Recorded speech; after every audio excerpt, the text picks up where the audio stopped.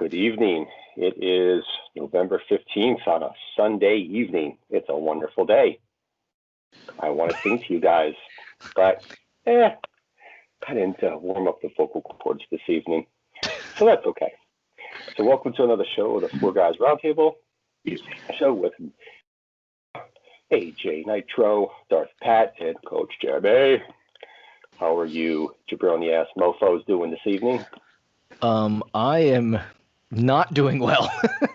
You sounded like Forrest Gump at the end there, Joe. I just throw random impersonations in every so bit. Okay, so I'll continue on the Forrest Gump. My mama told me don't bet on the Eagles because the Eagles, they suck.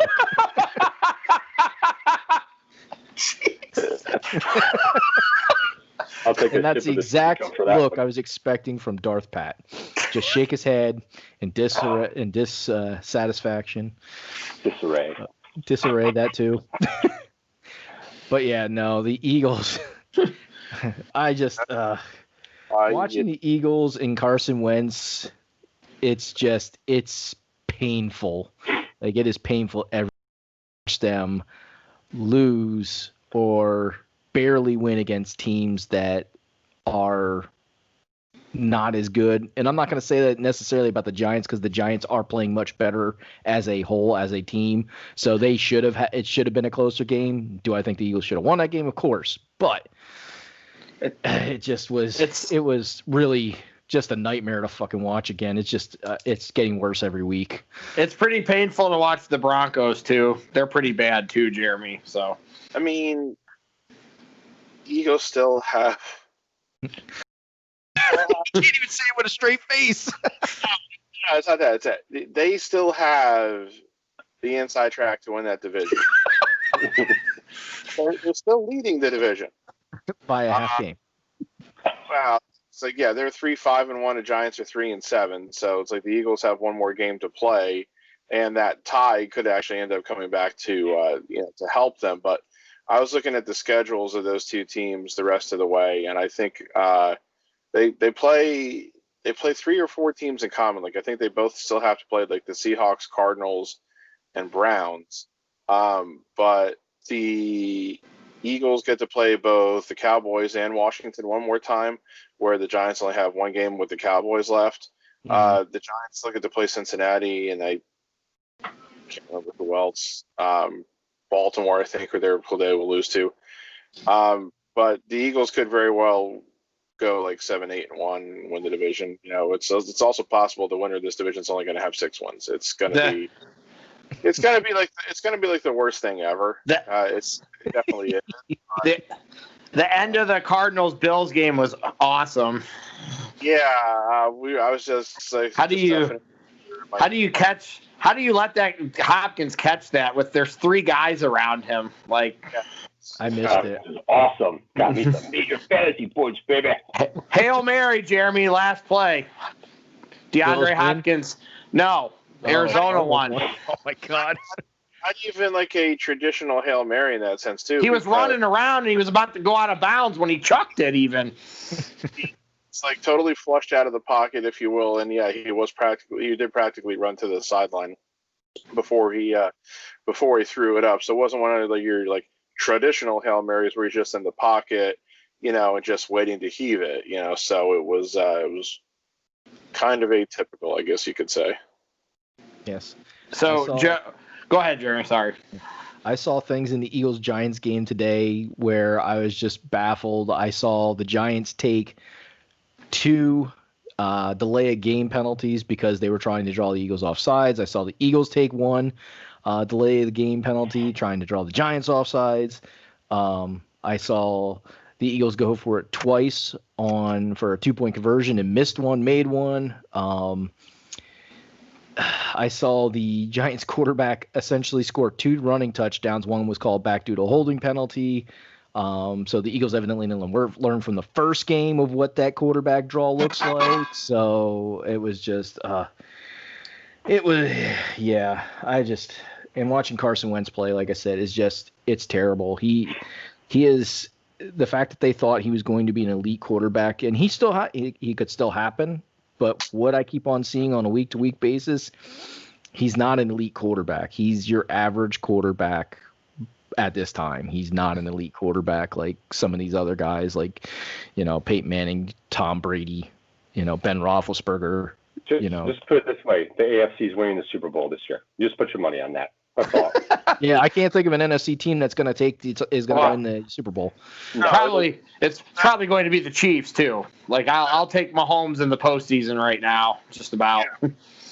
Who are the best teams in the NFC by record right now? The Packers and the Saints, and it's like, yeah, Packers have 1 loss, the Saints have 2, and somebody else is 7-2, I believe, in the same division as the Saints. So they're like. I think the Packers have 2 losses. And the Packers are 7-2. The Saints are 7. The Bucks are 7-3, and the Seahawks are 7-3. Cardinals, Rams, Seahawks are all 7-3.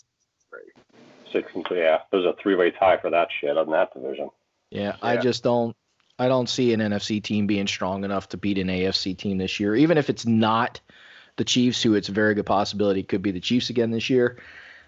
Even if it's I think Pittsburgh. what happens is if it's a hot streak, like the NFC team hits a hot streak, like the last 2 games of the season or rides into the playoffs like that. Other than that, they're AFC's winning the Super Bowl. Yeah. Yeah, I mean, I would probably say that the Chiefs, Steelers, and Ravens are probably still the 3 best teams in the league right now, but put the Bills 4th on that list.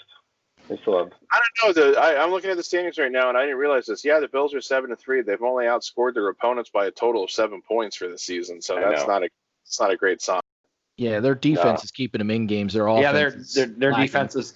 Yeah, they are that team. They are a team with a better defense than offense, kind of. So, which is kind of odd, but yeah. They've allowed 265 points. That's more than every team in the AFC. I know, but their defense is the better part on that team, though. I'm telling you that my friend Mickey is a Bills fan. We just had this conversation today. So, but I'm just saying, then the fact that they've given up that many points isn't really helping that. How many total yards are they giving up, though? That's the standings page. See, because teams could be getting short fields. Yeah, I see what you're getting at. Yeah, it could be set up by that. It could be, other defensive or special teams touchdowns by the other teams. But yeah, it's like just on the surface that doesn't look great. That's all. Yeah. I mean, they did just play back-to-back weeks. They did just play Seattle and Arizona, which are high-octane offenses too. Yeah. So. Yeah. And they did, and Seattle and Arizona both put up pretty good points on them too, so it didn't help. Because when I saw the Cardinals-Bills game, I think it was 27-24, I believe it was at that point in time. Bills trailing by 3. So it was, you're already talking almost 30 points there, and then they scored a touchdown still. So 32-30 was the final. So. Thank you. And the other funny thing is I'm looking up at the scoreboard here, and when I just said that I still think that the Chiefs, Steelers, and Ravens are the 3 best teams, I see that the Ravens are losing 20-3 to New England right now, and it looks like New England's about to go in for another score. So, and who was that? They're playing who? Pittsburgh. England. Who's playing New England? The Ravens are playing there. Yeah. Sorry, I didn't hear who he said. I just heard New England. I didn't hear that. Pittsburgh and the Chiefs, at least.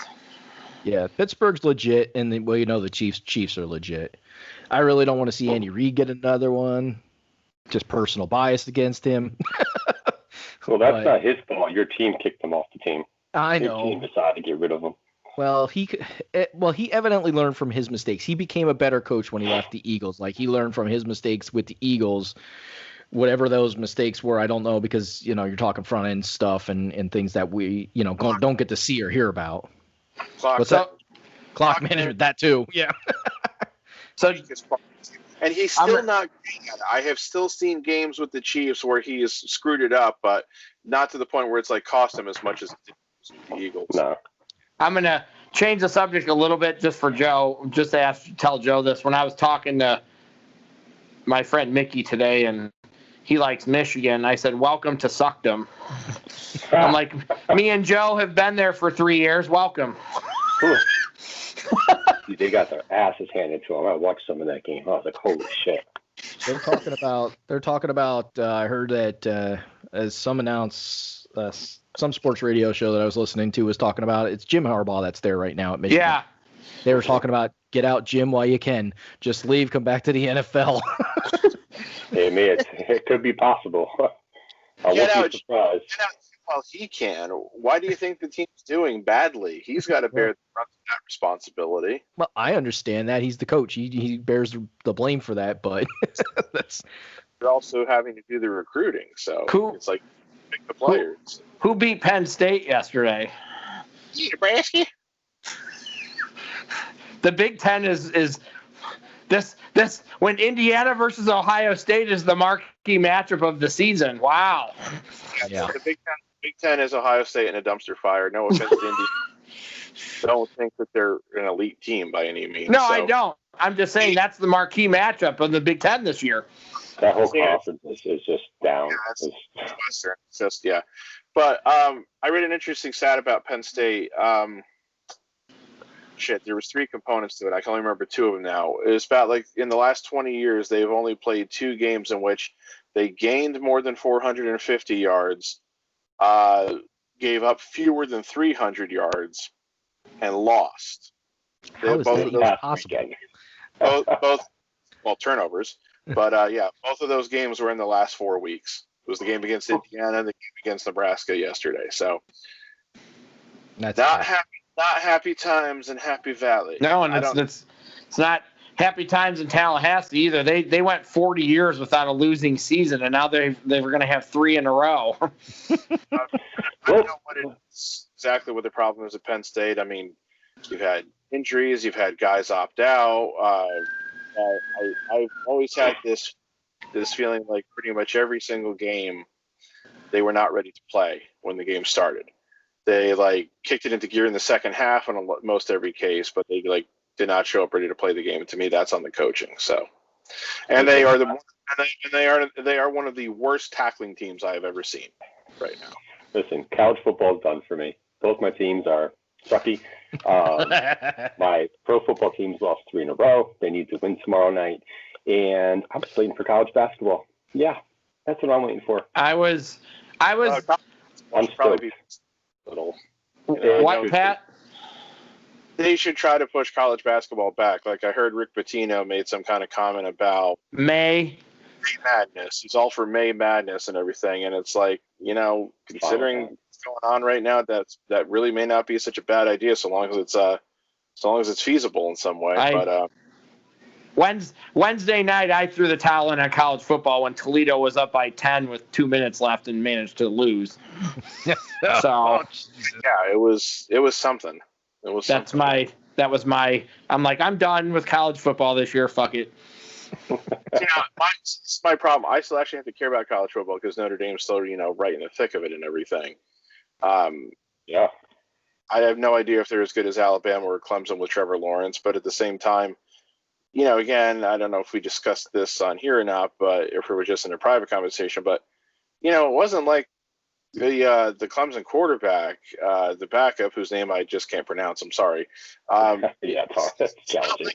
It's not like he was playing some shit game, where it's like, what could Lawrence have done differently if he was in there other than just his mere presence of being in there?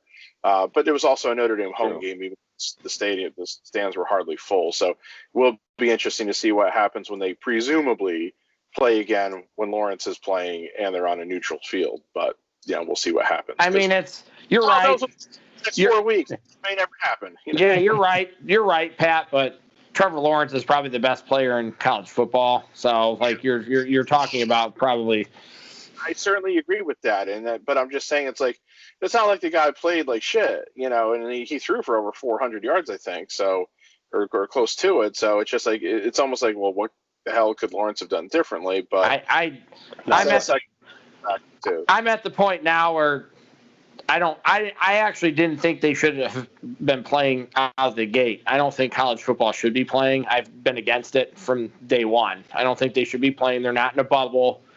All kinds look at when like I said, you're getting big ticket games getting canceled. So now I'm hearing I have to live because Jay just doesn't know what to do with himself on a Saturday if the Buckeyes don't play. Like, he's saying that because he said because Maryland's the one that got sick, they should have to forfeit, and Ohio State should get the win for it. I'm like, really?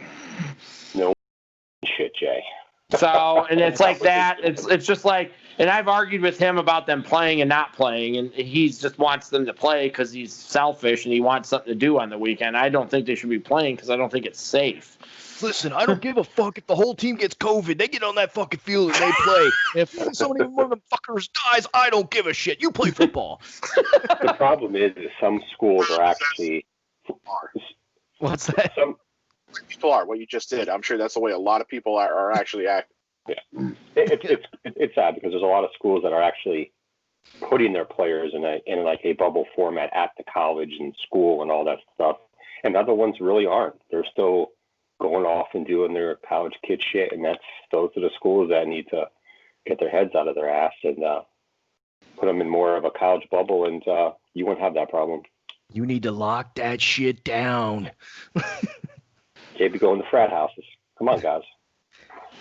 Yep, not a good idea. All right. I think it's about time to get this thing that we call a podcast fucking started. Let's get this motherfucker on the road. Break a break. Pat, what?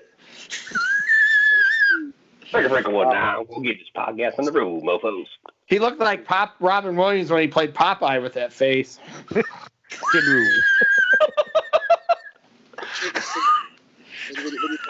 That movie is pretty terrible. I don't know if you thought it.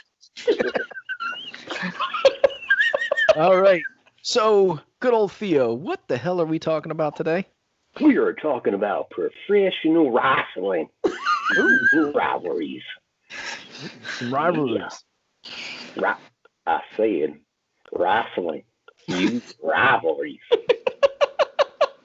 Or if you want to phrase it another way, y'all ready to play the feud?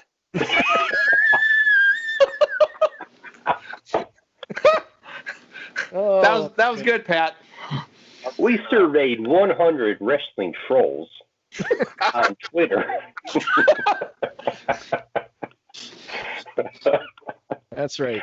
To all our wrestling trolls out there, we don't like you because you guys make wrestling terrible.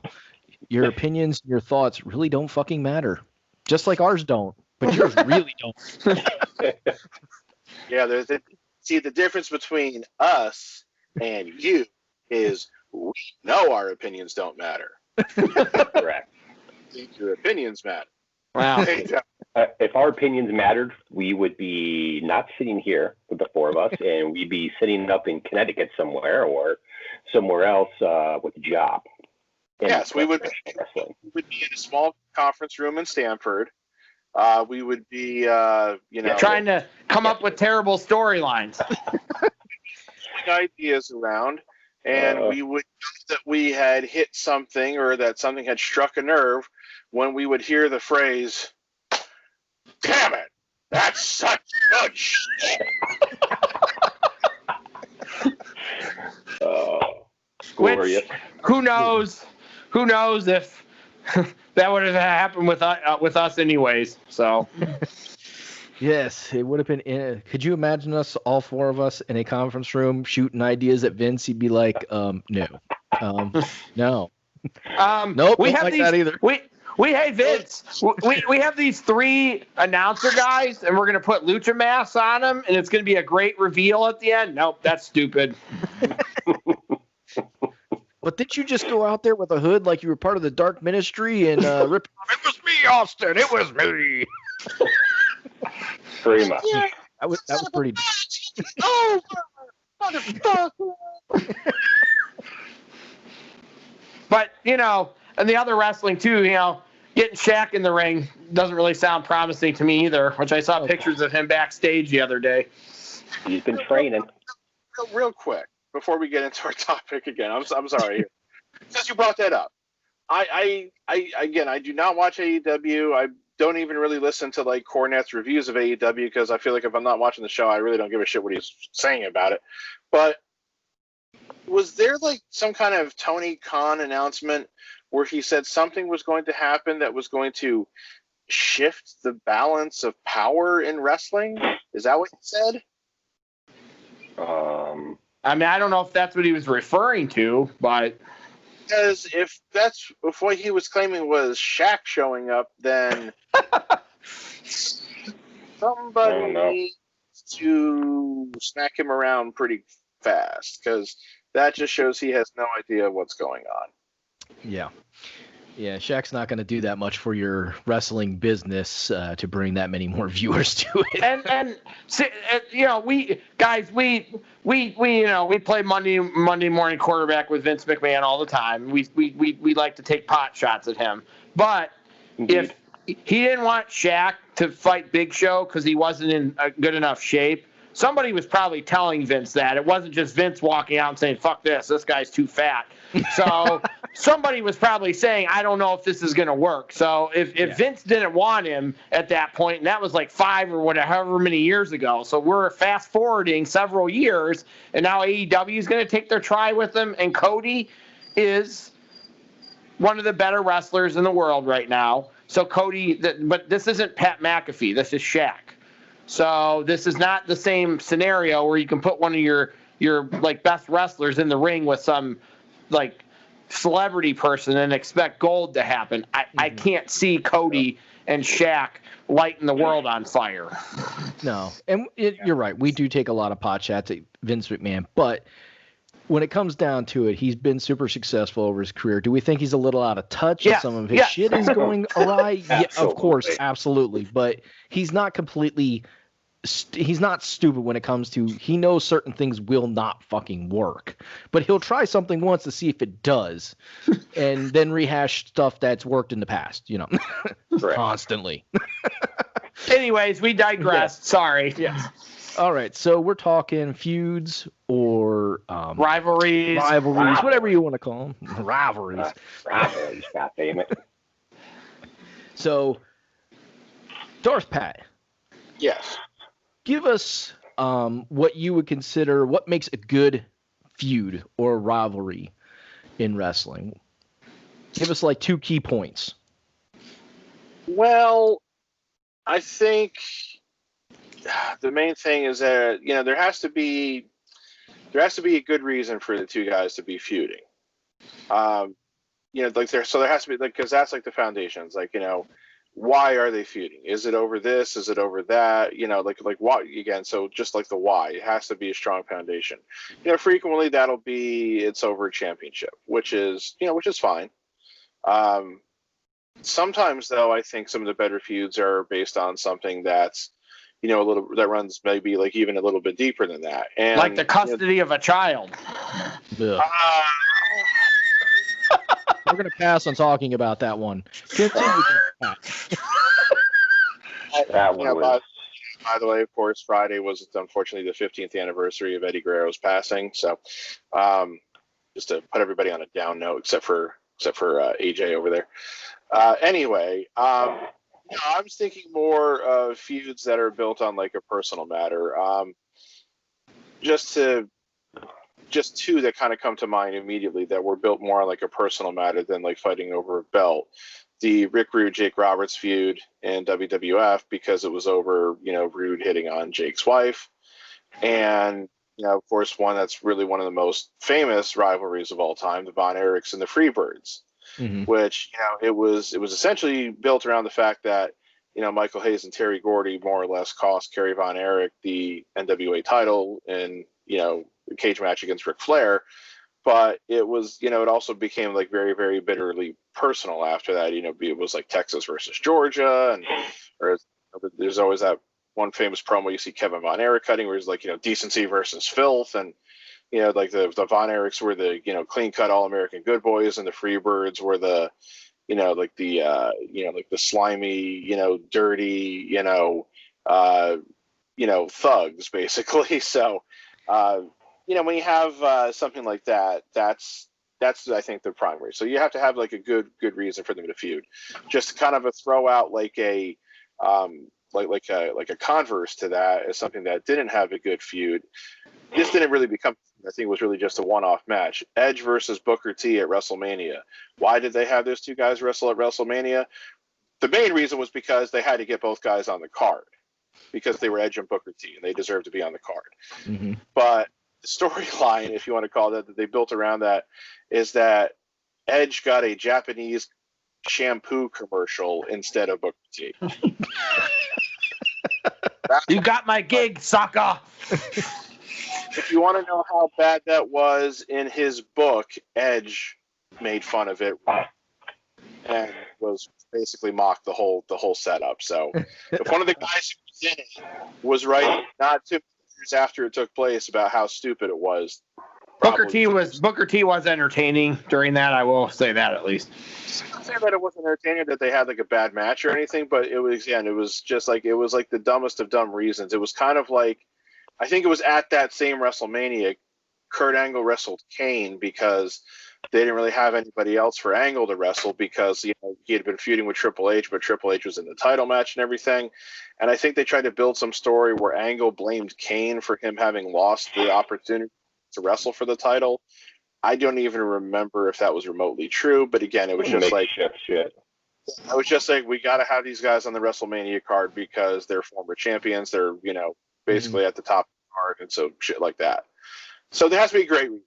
And then you basically have to be able to put on good matches because if you can't really put on good matches against each other in some way, now I don't just mean from like a work rate reason, because nobody's going to say that Hulk Hogan and Andre the Giant were putting on 5-star matches in 1987, especially especially their WrestleMania 3 match, which again, like I've said, Meltzer gave I think -2 stars to. So it doesn't necessarily have to be like built on work rate, but it can be built on spectacle, and as long as that spectacle holds, which pretty much means that they don't wrestle like too frequently, and so like in like those days, when there's only 4 pay-per-views a year, you could get away with that because they're not going to wrestle like in between the pay-per-views. They might cut promos on each other, they might do tag matches against each other, they might interfere, but they're not actually going to go one-on-one. So as long as you keep that aura of spectacle up, that works. That's something that they kind of did more recently with Goldberg and Lesnar, I think. Even though again it was always kind of funny that the matches were ridiculously short, for whatever reason, it just hit a nerve with like the live audience, and it's like we wanted to see this another time, so it kind of worked. So again, just like having a really solid reason for there to be a feud, and then just again, either they can put on great matches or they can put on matches that the audience wants to see for, again, maybe just the pure spectacle reason of it. Those are what's going to lead to great feuds. Okay. Sometimes like it doesn't always work, but some of the better feuds, when you look back over time, a lot of the times the guys are friends off camera. They're like pretty good friends off camera, and then you can cut deeper when you cut a promo or something. It can be a little bit more personal. Like Shawn Michaels and Triple H have had a pretty good multiple times, and it's because those guys are friends off camera. I think that it doesn't always help, but I'm saying there's a lot of times where on some of these ones I have written down where they were friends off camera, and it made it easier because then the chemistry is there usually. So that's another small factor that helps out. Yeah, like Chris Jericho and Goldberg, if they would have ever fought, I don't know how well that would have ended up because they they legitimately didn't like each other, and they weren't going to do anything to make the other person look good. So that's an example of a feud I saw that was ranked, but they never really fought, and it was more Jericho, being an asshole and being a jerk to Goldberg, which was fine, but I don't think that would have worked if they had fought because I don't think because they just disliked each other so much. I think that one could have been a train wreck. Right. So you could say so. Match in WWE in mid 2003, and I think that they were both in the Elimination Chamber match, but I think that was it for they actually encountered in the ring. Obviously, what you're referring to is everything that Jericho did in 1998 in WCW. Yeah. Goldberg basically flat out refused to do it, and they could have really built something on that, but because Goldberg was an asshole, they wasted it.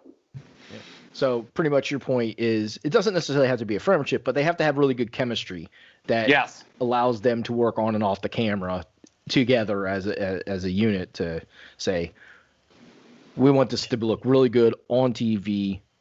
Here's what we should do. So you got any other points you want to add to that, AJ? I mean, it's harder to go back and say back with Hogan and Andre, like that era. Mm-hmm. Sometimes it was just like one or two promos. That's it. But when we got Rock Cena a couple years ago and the build was a year and you didn't see anybody, the promo work in that feud was some of the best promo work I've ever seen in my whole life. So, and I do like both of those guys, but the promos when they were bantering back and forth every week, whether you like them or not, that was 5-star promo work between the two of them. So the promo work can help if you have the right guys doing it. It's not a necessity. I think nowadays you need it, kind of. Yeah. So it's not, the whole feud doesn't have to be based on that, but it definitely can help a feud. Because Cena and Punk is another example of a feud where the promo work was really good because both of those guys are top 10 or 11 guys on the mic of all time. And Punk and Cena have a tendency when they're on the mic to make it feel real, even if it's not. Sometimes those guys were both really good and making you think that they didn't like each other. I don't know if they hated each other. There's definitely mutual respect. We found out recently that there's definitely mutual respect between the two of them. So that's another example where two guys who are all-time greats on the mic work helped make a feud that was already good even better. Theo, you got anything you want to add? No. Me neither.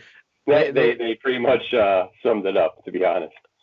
No, I completely agree. There's nothing that I could add that would Not really. to a feud that makes any sense, at least. So before we go into it, because I think the next thing we should really jump into is some great feuds that we've seen throughout the course of history in our lifetime, at least. But before we do, I just want to take a quick shout out and say thank you to everybody that watches this show, whether you're catching on YouTube, to get the video version, or you're catching it on Spotify, iTunes, Stitcher, Amazon Music, wherever you're catching it. Thank you guys for watching and tuning in and listening. If you are catching it on YouTube, though, make sure you are smashing the like button. Make sure you're hitting that subscribe button and also turning on those notifications so you never miss a single episode. And always, as always, you can always tune into our Twitter account, which is at 4guys with a Z, the number 4 guys with a Z, roundtable, and then you'll be able to catch us on Twitter. And tune in to the end and always catch the Mount Rushmore, which we do have a Mount Rushmore this week. I know it's been a couple weeks without a Mount Rushmore, but we do have a Mount Rushmore this week, so you definitely want to tune into the end of that. All right, so with all that said, and I kind of stumbled there a little bit. I kind of almost forgot about Twitter because I don't have. That's the one thing I don't handle. That's Theo on the Twitter handle. Jeremy, why don't you give us a couple of feuds? Since you haven't really talked, why don't you give us a couple that I already threw a couple out, and so did Pat, kind of. So right, and I just want to kind of elaborate on one of the ones that you mentioned there, and that was the Rock Cena feud, because for me, with being a huge Rock mark that I am and enjoying Cena like I did, I wouldn't say I'm a huge Cena mark, but I give credit where credit's due. Regardless of how good of a wrestler he is, I give credit where credit's due. He carried that fucking company. I don't care what anybody says. He fucking carried that company for the 10 years that he was there, and he was the main guy. Those promos were freaking fantastic. When The Rock comes out and he talks about John Cena's shirts being, yeah, we see you, you big bowl of fruity fucking pebbles, when he's on his game, when The Rock's on his game and doing those promos, the crowd's pop and the crowd's hot. It just led up, and the whole premise of it. And, The Rock's gone. He's gone Hollywood. He doesn't care about the WWE anymore. He just uses the WWE to promote another movie. And John Cena's the man. I'm always going to be here. I'll never leave, which is kind of funny because now he's done the exact same fucking thing that The Rock did. So Cena ended up in a feud with Roman Reigns where Roman was calling Cena out for the same shit that he called The Rock out for, which is hilarious to me. Yes. It is. So, this kind of see the tail end of, what transpired years later after this whole feud went down. But that feud was just really, really good. Like the fact that it was played out for so long too, like you got to see a feud play out for a really long time. You got to see moments of The Rock coming back. I can't particularly remember if he wrestled any matches before he got to wrestle Cena at WrestleMania or not. I don't remember that well. Go ahead. He had a tag match against The Miz and R-Truth. There was a tag match at Survivor Series, I think, and he fought CM Punk and won the title from him. So he had a couple matches interspersed in there, but he didn't have a ton. I do remember my favorite thing that The Rock ever said to Cena during all of that, and there was like 10 really good promos between the two of them. 2 weeks after the Fruity Pebbles thing, he was like, "You yabba dabba bitch." And then the match itself, was a good match. It wasn't a 5-star match, but it was a good overall match that really concluded the feud. Like it was the climax of the movie, and it ended, and you knew what, who the winner was. I think the first match was better. I think the first match was a little bit better, the one that The Rock won. But me and Joe saw the second one. We were in attendance for the second one, and it was probably a 3 3/4, 4-star match. I think the first one maybe I would give 4 1/4 if I was being generous. I do think the first one was a smidge better than the second one, but you're right. That feud is a really good example of one that, because sometimes the feuds are really short. Sometimes now, especially nowadays, we get a 3 or 4 month feud. We're trying to compare 3 and 4 month feuds now to 5-year feuds from back in the 80s and 90s. So it gets harder to compare because it's different. Like Pat said, there was only 4 pay-per-views back then. They can't drag the stuff out. It's harder for them to drag it out because if they start dragging it out too much, the wrestling community, myself included, gets pissed off and says, "What are we slow burning Sasha and Bailey for 3 years? Jesus." Yeah. Nothing like a good slow burn. All right. So I do want to talk about yes, slow that kind of burn, and there's the other kind of burn that you don't want. We don't want to hear anything about that one, Jeremy. So never had that problem, thank God. Well, that's good to know. Nope. But the other feud that I want to talk about, and I'm going to go back, to quite a few years ago, a couple decades ago actually, and the Mega Powers implode. That feud, you go back to Hulk Hogan and Macho Man Randy Savage. That feud was it was fucking incredible. It was an amazing feud for those two. I knew that was coming that night on the main event. Like I was watching, knowing they're imploding tonight. Oh yeah, you knew it as soon as that match kind of started. You're like, something's gonna fucking happen. You're like, oh, Miss Elizabeth just got picked up by Hogan. It's freaking on. Like as soon as Hogan picked up Miss Elizabeth, you're like, it's on. Forget it. Macho Man's gonna lose his goddamn mind. Like he's literally gonna lose his shit. And he did, and that was the one time that, well, there's been many times, but that was one time when Vince was like on the freaking money. He's like, you guys are the freaking main people right now. You guys are going to draw some mega cash for this company. Yeah. We got to break you up and we've got to do it. And here's going to be the angle. And they both, Macho Man was cool with it. And, watching the Macho Man Dark Side of the Ring episode. He was paranoid. He was fucking paranoid as shit. That dude was really super paranoid. But so it played right into his personal paranoia and made it come to life in wrestling. So it was so realistic to be able to see on the screen and watch. And Hogan being the more of the theatrical than being a really great wrestler it was right up his freaking alley to be able to do that feud. So I mean, that was probably one of my favorite feuds of all freaking time, was that the Mega Powers Explode, feud. Eventually Savage got to the point where he needed to be paranoid if he slept with Stephanie. So. Oh no, here we go. Allegedly. I would have been paranoid if I was him then. I would have been like, oh shit, if Vince finds out, I'm in trouble. Oh man. Pat, no comment from the peanut gallery on that one. I figured you'd say something. He's not going to touch. Oh. Today would have been Macho Man's 68th birthday. I saw that. Oh, Yep. Crazy.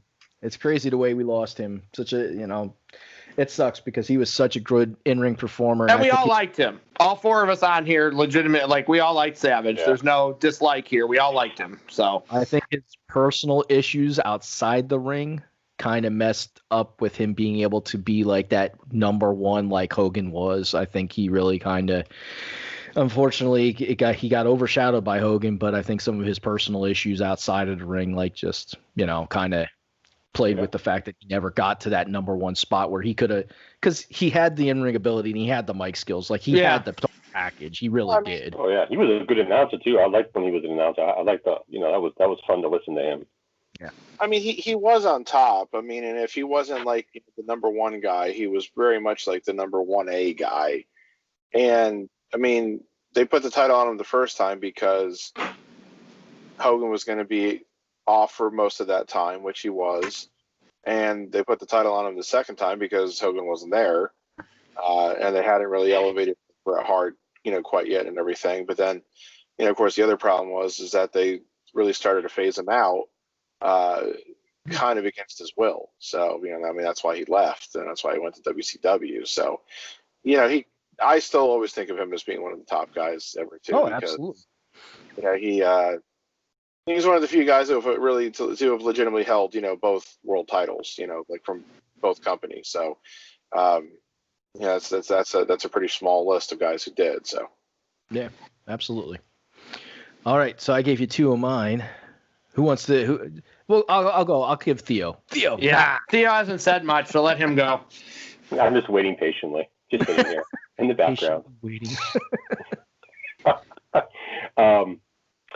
One of my favorite personal feuds was with two of my favorite wrestlers. Is the Edge, Hardy, and Lita feud.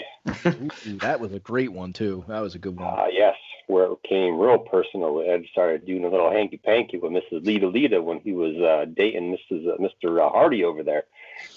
We got a sex show on TV. I know, it was great.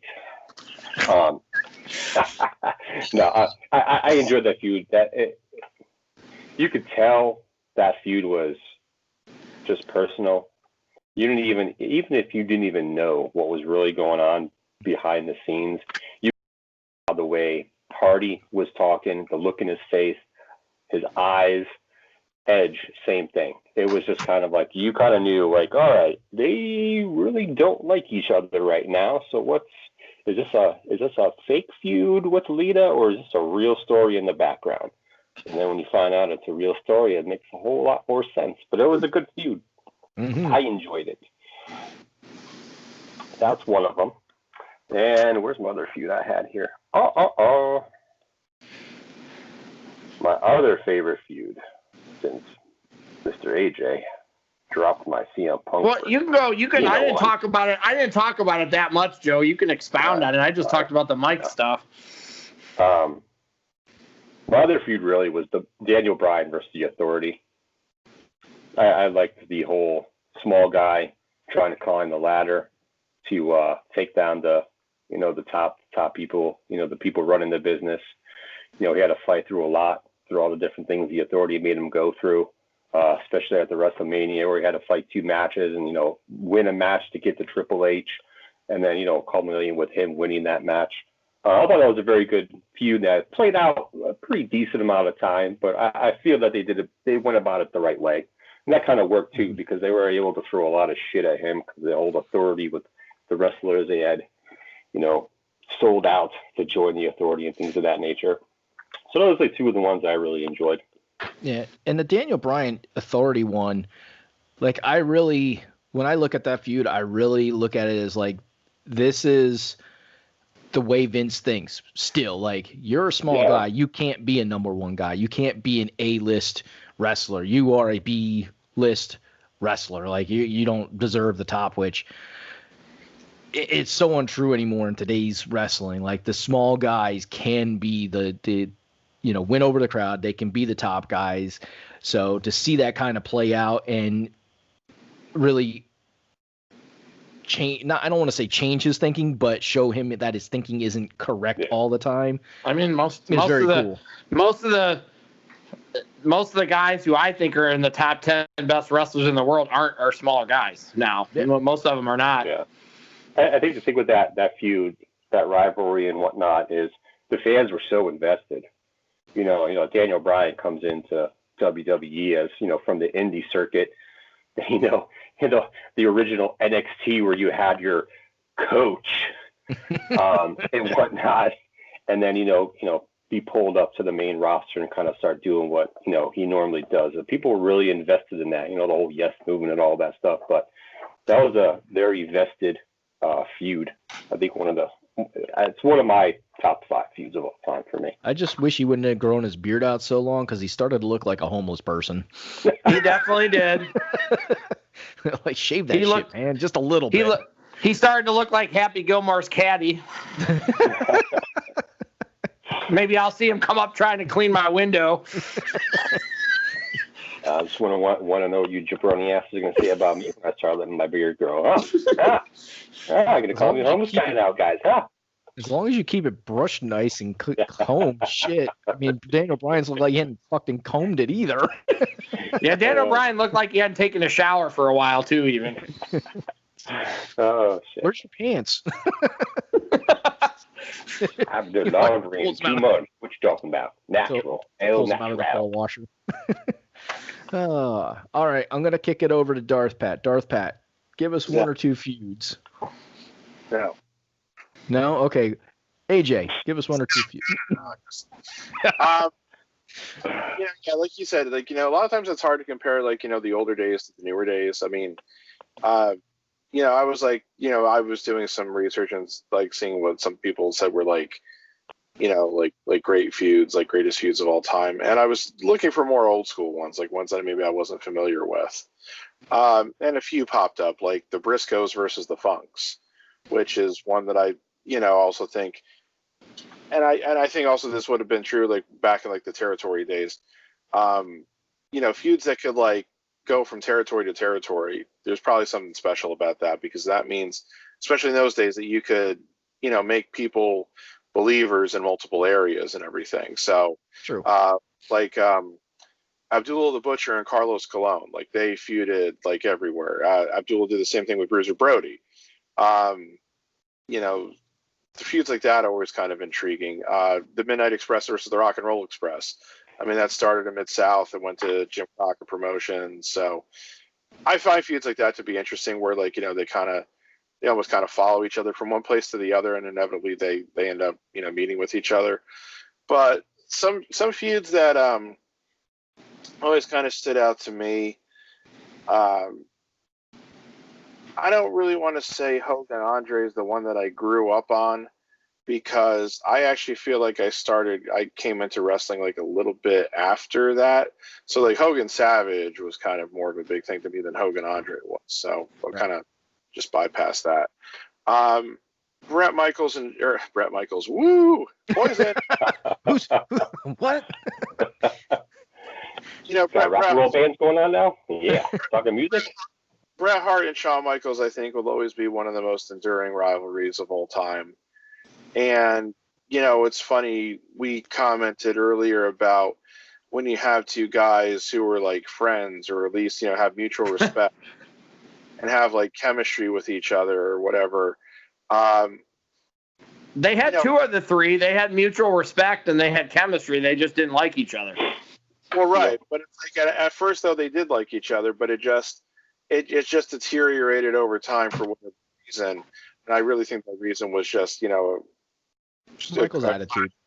It was based on that, but it was really a clash of philosophies too. It was Michaels was more willing to, embrace the newer way things were going, and Brett was reluctant to do so. We're talking about like the proto attitude stuff from like 1997, basically. Mm-hmm. Like the DX shit and everything. Really, Brett was still kind of in like a bit of an old school mindset where he should be like appealing to families and everything like that, and it shouldn't be as vulgar. So you could throw some blame on Brett for just like not adapting to times.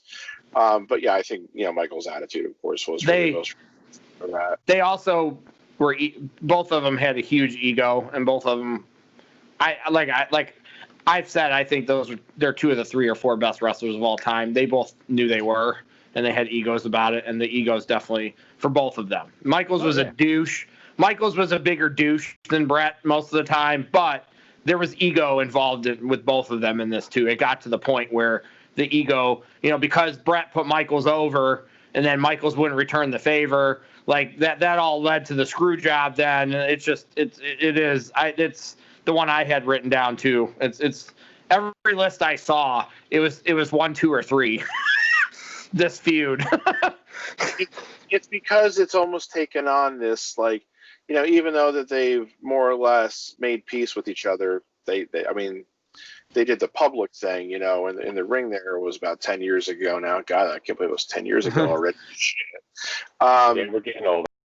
Well, it's not that. I don't feel like it was that long ago to me. It's like a lot of shit's happened to me in the last 10 years. But anyway, we assume that they've made peace in real life. I think they have, but I think it's also going to be a thing. There's always going to be like that little bit of tension between them and everything.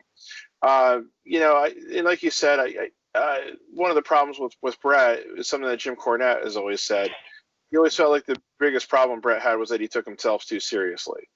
And that's something I've also heard Bruce Pritchard say. Like Bruce Pritchard says, he always had the attitude that he won that title. And it's, no, you were given that title,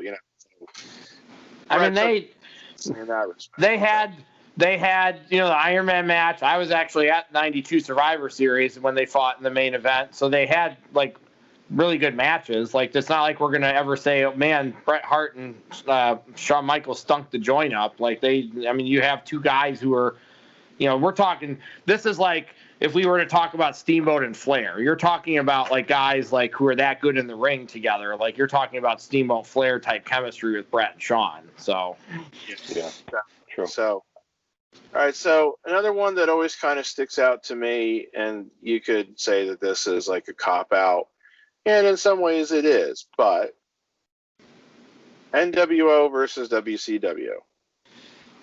Because, I had NWO versus Sting down. I had it more broken into that, but yes. Yeah, but and in a lot of ways that was definitely where it was all leading, was that Sting had to be, the savior, but that was the way that they kept selling it to us for 16 months, 18 months, however long it really was between, Bash at the Beach 96 and Starrcade 97. It was always about who from WCW is going to stand up and challenge these guys. And, the problem was, of course, that the feud was largely one-sided, and that always, even if the NWO lost, they'd always find the ways to get the belts back on the NWO, which that was only going to work up to a point.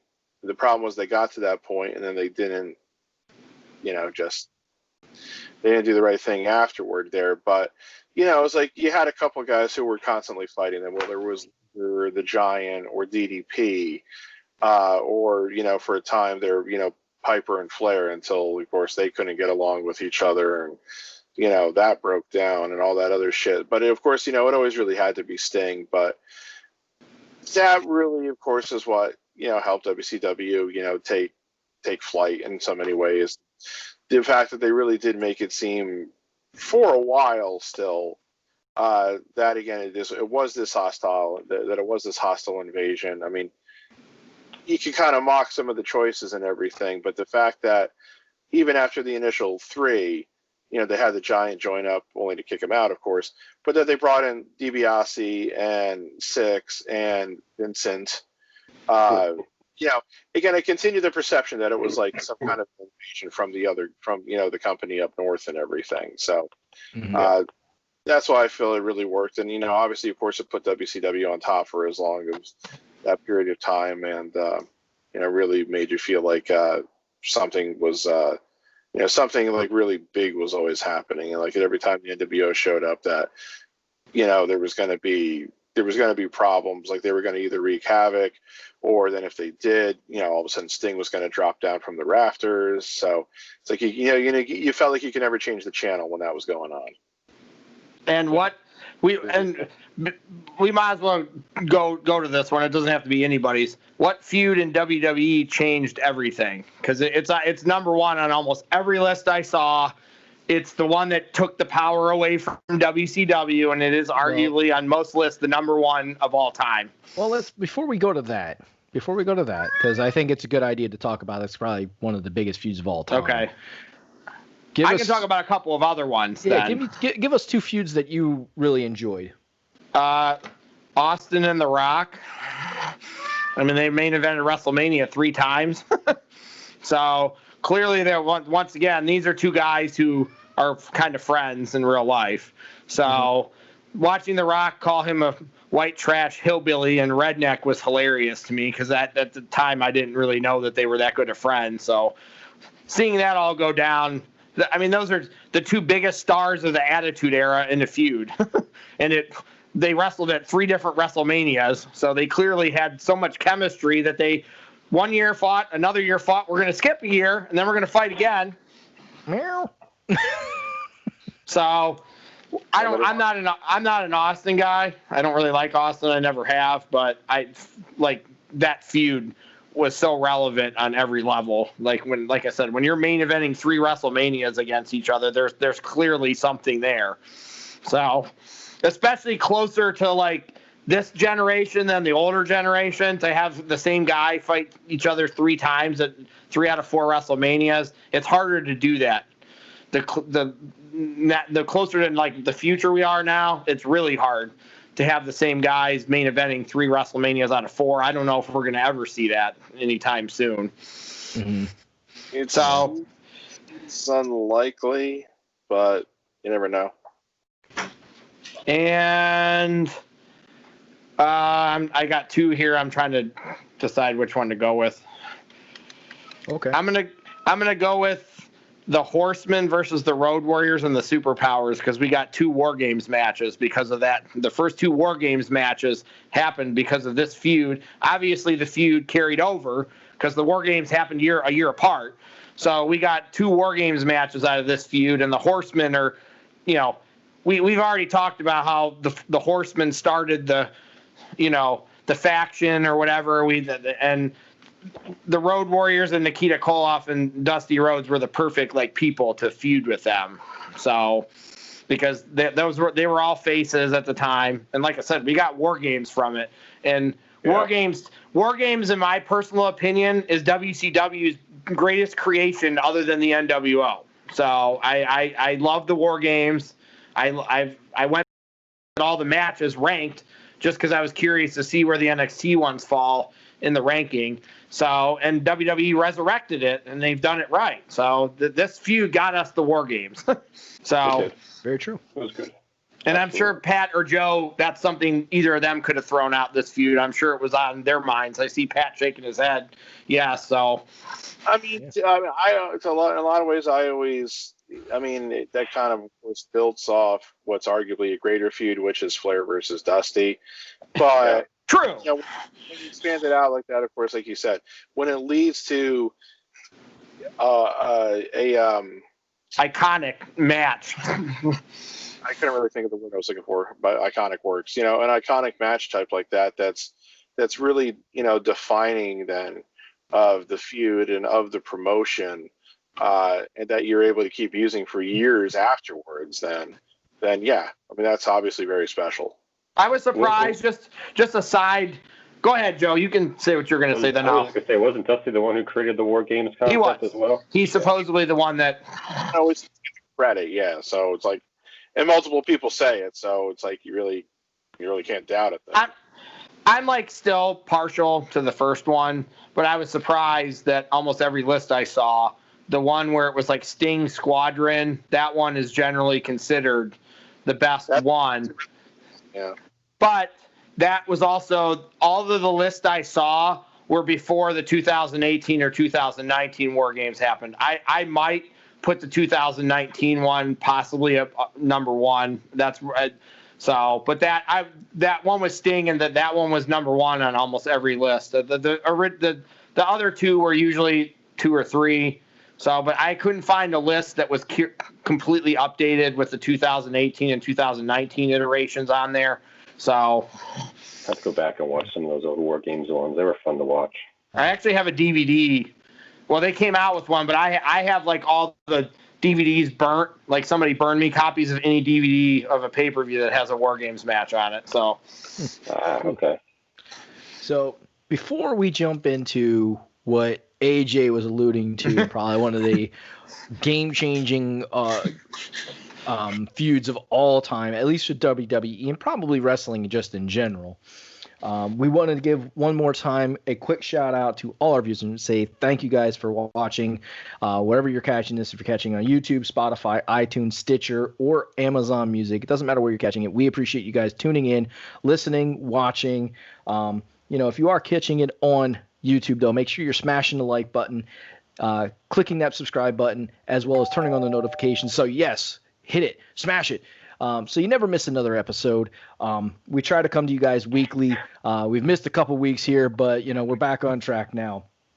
And you can catch us on Twitter at 4 Guys with a Z Roundtable. You can join us there and catch some of the goofy things that we say on there. And as always, please tune into the very end because we are back with having Mount Rushmore for this particular episode and episodes going forward. Theo. I'm sorry. I'm just laughing at your concept of saying smash the button. And the reason I'm saying that is Pat's going to understand what I'm about to say. Because me and Pat both worked at the same place. We worked for T-Mobile back in the day, and we used to get people that would call in. I'm like, okay, can you please press this button? Okay, I'm smashing it, but it ain't working for you, Joe. It was constant. And look, I understand, this is a big country, people all over this great land, 50 states, everybody has their own little regional, terms and sayings and everything. I never fucking got why people said that they would smash the buttons. And again, you laugh so much. And also, just for more further context, this is really the pre-smartphone age still, for the most part. So Blackberries were kind of the thing at that time, and some of the PDAs and MDAs, but it was just funny. Like I remember. I'm sorry, go off track. I remember an 81-year-old lady called in because she had issues with her BlackBerry, and I legitimately had to ask her. I was like, "Ma'am, why do you have a BlackBerry?" She's like, "Well, my grandson told me it was a cool phone, so he bought me a BlackBerry." I said, "You need to tell your grandson to go buy you a simpler phone."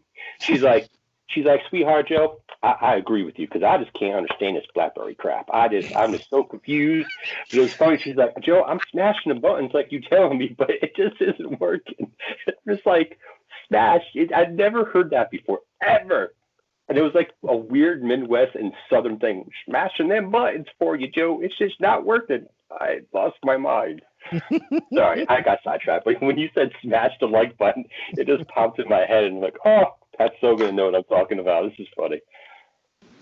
Jeremy, before we delve into the big feud, I have one or two more. I don't know if anybody else, if we want to talk about a couple more just to throw out there, because I don't want these to get left by the wayside. So okay, sure. Quick hit us with them.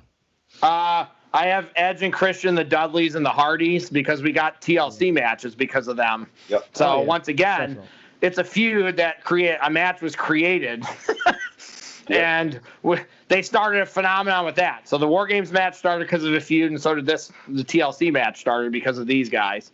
And I also have a much more modern feud that Joe's the only one on here who is going to give a shit about. Okay. But I have Okada and Kenny Omega down because those guys, every time they fight, it's like a 7-star match according to Dave. So New Japan, baby. they are sometimes. 5-star matches. They don't need to be anything more than 5. So No. Unfortunately, he seems to think it's okay to throw around 6s and 7s, but that's You're gonna go that right. Do your rankings. that's one of the modern day feuds that is like legitimately, whether you like those guys or you like New Japan, it doesn't even matter. Those two guys, every time they fight, it's pretty much, you're pretty much guaranteed you're getting 5 stars, like 4 3/4 at the worst. Those are matches you legit have to go on YouTube and just find them and watch those matches. Yeah. Like we all know New Japan's a different type of style. So, you see Kenny Omega wrestling in a different style per se over there, but just, it's the pace, it's the move set. There's very few rest holds. They're constantly semi-going for the most part. So it's worth a watch. Like legitimately, they're phenomenal matches. Yeah. All right, so do you guys have any other ones? I have quick, one. Just to make sure that we get the appropriate amount of implied vulgarity into this show, did I tell you my theory about when Meltzer gives a star 6 or 7 match?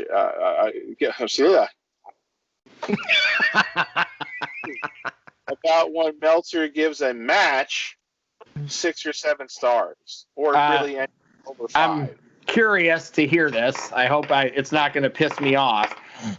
Well, that's how much extra he was able to produce in watching the match. It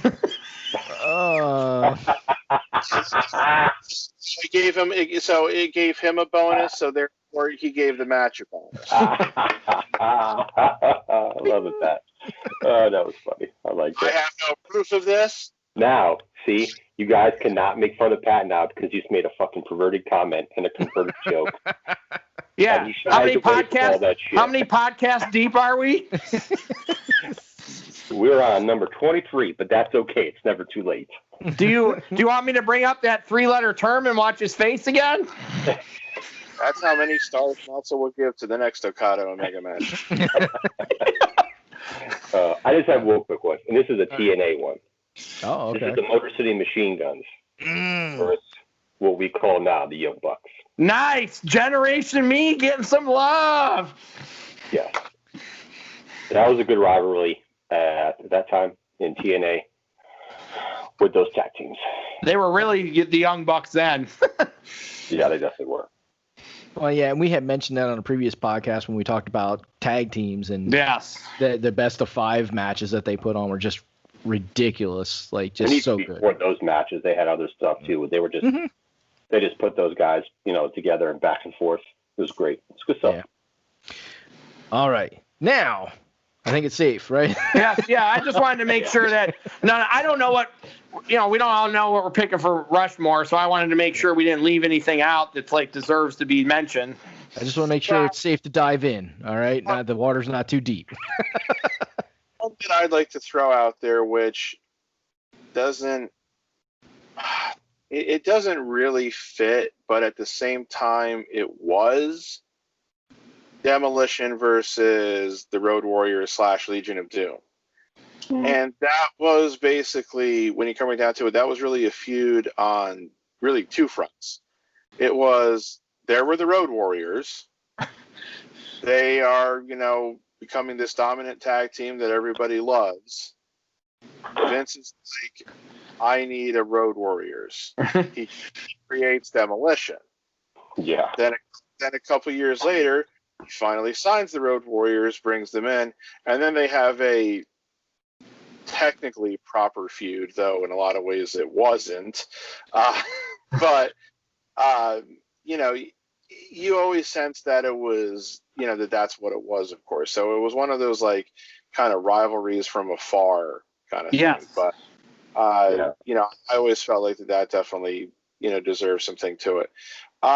Another one that always kind of stuck out to me, and I think this even won Pro Wrestling Illustrated's Feud of the Year or whatever the award it was, however they named it, in 1997, was Rick Savage against Diamond Dallas Page, because that got personal. That had a couple of really good, really brutal matches to it.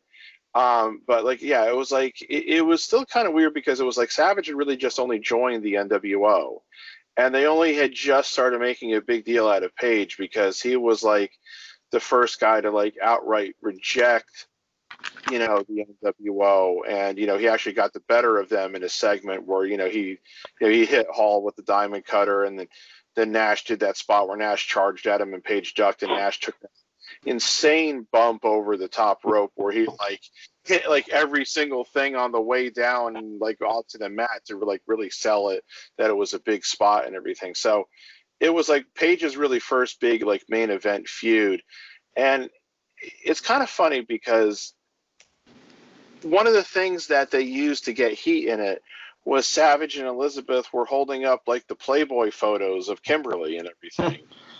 And it's like, okay, she's in the magazine. Paige knows she's in the magazine. Why is that supposed to? Why is that? Why is that supposed to make Paige mad? It's not like he didn't know she was in the magazine. So I never really understood why they went there with that. And at the same time, because the way things were going, it's like, if you're pointing out that she's in Playboy, isn't that going to make her and Paige more popular? So, I mean, I always thought that was kind of funny. So, there was that. So I thought that was always a really good feud.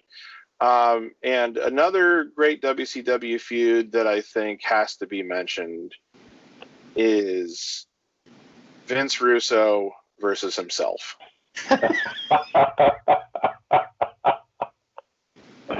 Oh, good old Vince. And I want to slap you across the face. And of course, at the end of the day, who won that feud?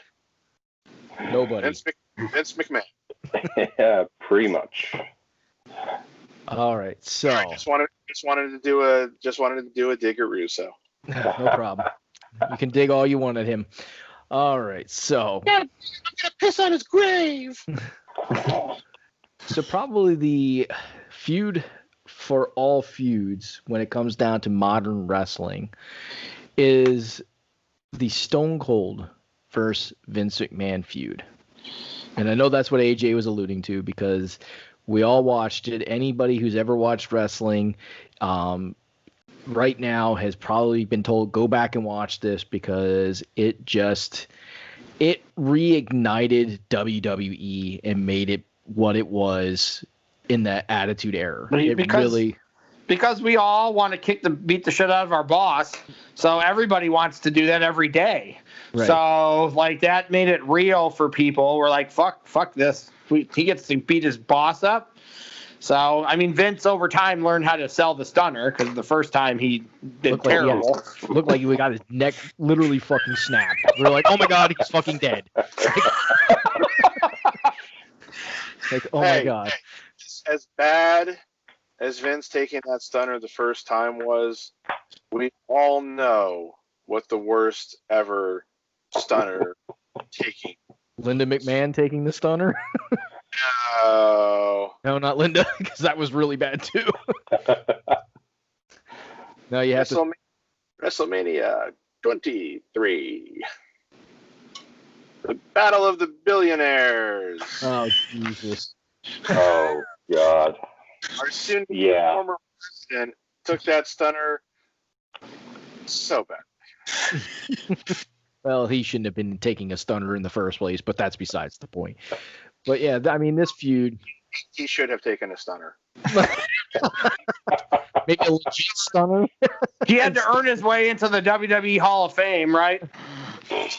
So it's one of those feuds that, like AJ said, you're watching a guy beat the shit out of his boss, and most people at some point in time in their working career have probably wanted to punch their boss in the face. It's once or twice, or maybe a whole bunch of times before they decided to leave. So it's just one of those feuds that anybody at any level can just see themselves in. That I want to punch my boss. So, and Austin was super over because Austin could talk on the mic. Vince was super over because he became the mega heel. Like I can't think of a heel that's ever been bigger than Vince McMahon. That's a non-wrestler. Like, I mean, it's crazy how a non-wrestling figure can be like the ultimate heel. Like, that's just crazy to me. So it's just it was the perfect shot in the butt that WWE needed at the time. Like it's exactly what they needed. It came at the exact right time, and WCW was probably ruined on some level from that point going forward. Whether it took 2 years or 3 years, as soon as WWE got back in the driver's seat and had Austin, The Rock, and DX, WCW was in trouble from that point on. Right, and it's one of those things because they were able to use that feud over years. Like, it wasn't just like a one and done. It was years because... Well, yeah, because Vince was with The Rock. Vince was even with The Rock, so that was like an offshoot of it to some degree. So right, the corporation... there were so many things that they involved Stone Cold. And then when he was in the ministry, it was me, Austin! Like, it was just so many iterations of that feud that, like, even if it wasn't Vince and Stone Cold directly against each other, Vince was behind the scenes of something that involved Stone Cold to piss him off, that he was going to get at the boss some way or somehow if he had to go through 10 other wrestlers to get there. It was, in part of that feud. I mean, he drives down the fucking beer truck, smashes it into the ring, actually legitimately moves the ring when he runs into the fucking ring, and that just hoses down. That's one of the iconic moments in WWE was him in the beer truck, and then of course they had to do Angle with the milk truck, which was just kind of goofy, but it worked though. But yeah. For me, it got lame to me at some point because I'm like, oh, Stone Cold had his CDL license. Good for him. He can drive every vehicle imaginable into the ring. So let's find what vehicle we can drive in next. So we'll bring him out in a Zamboni. We'll bring a cement mixer in and pour cement in Vince's Corvette. So they got to the point where they were like, okay, I'm like, I get it. Austin can drive trucks. Good for him. I don't need to see 15 more different kinds of trucks driven into the arena at some point or another. It's like Braun Strowman nowadays. Whoop-de-doo, the guy can lift stuff and dump it over. I don't care. I found it amusing, especially when his Corvette got cemented. Yeah. I mean, one of the coolest things that he drove was the fucking monster truck. That was pretty fucking cool. But yeah, it did get overplayed with all the different vehicles, like he was randomly driving on a Monday Night Raw and shit like that. It's like, okay. I mean, I still think the beer truck one is probably my favorite because Vince is selling the shit out of it. Like, that is vintage Vince. Like, The Rock is kind of staying away from it because he's like, I can't get hurt. WrestleMania's coming up. But Vince and the other, they were selling the shit out of that beer. Yeah, Vince is literally fucking swimming at one time. He's like fucking swimming. That was absolute. Say it, Pat.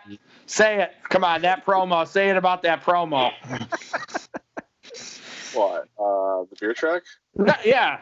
Just say what Vince always says. Give me one. Well, here's what we're going to do.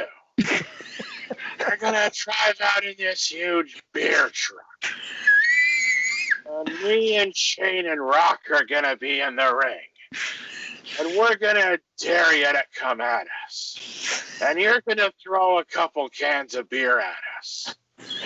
And then you're going to take out this huge hose. I mean, it's not quite as huge as it's not quite as huge as something of mine, but it's damn close. 2 in 1 show, bro. 2 in 1 show. You're going to turn on this hose, and all this beer is going to come out of it. And you're just going to fire this beer hose at all 3 of us. And it's going to hit everybody in the first 20 rows around ringside. So you're going to basically try to drown us. Shane will be clinging to the ropes as if he's clinging to the side of the pool, trying to make sure his feet don't hit the bottom. And I'm going to get knocked on my ass. And then I'm going to literally try to start swimming on top of them. It's going to look ridiculous, but it's going to be such good.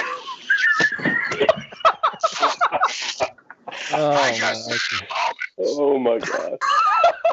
Thank you, Pat. That was even better than I was expecting. Oh. Oh, Well, my you know, God. like they say, if you're going to do something, don't half-ass it. Do it right. That's So right. true. Oh, So- man. That leads me into, we talked about some really great feuds. We probably talked about one of the greatest feuds of all time. Now I want to hear some from each of you, a stinker feud, like a feud that just made no fucking sense, was terrible, never came to a good conclusion, whatever you want to say about it. I want to know a stinker because we all know one. So I'm interested to hear your stinker feuds.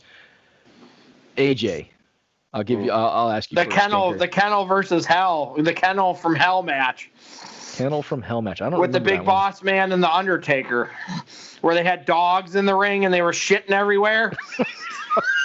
I vaguely remember that. Wasn't the Big Boss Man Al Snow? The Kennel Uh, from I don't remember that one. Oh, I don't know why I always think Undertaker was in that.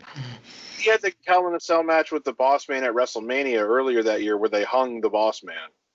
No, yeah, Al Snow and Boss Man then, but the kennel from that match was so bad that it doesn't really matter what the feud was when that's the end of it. It's almost like Kane and the Undertaker in the Inferno match when he accidentally got set on fire.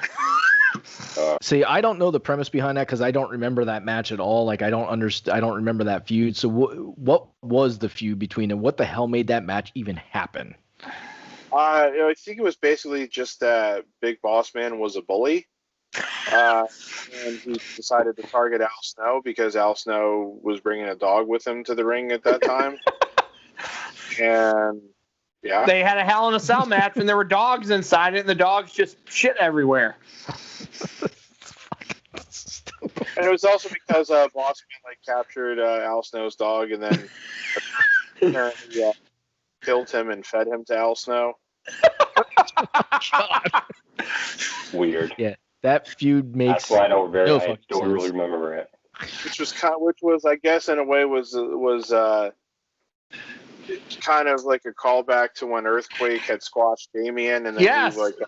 he made Quake burgers, which he then said were made from Damien's carcass.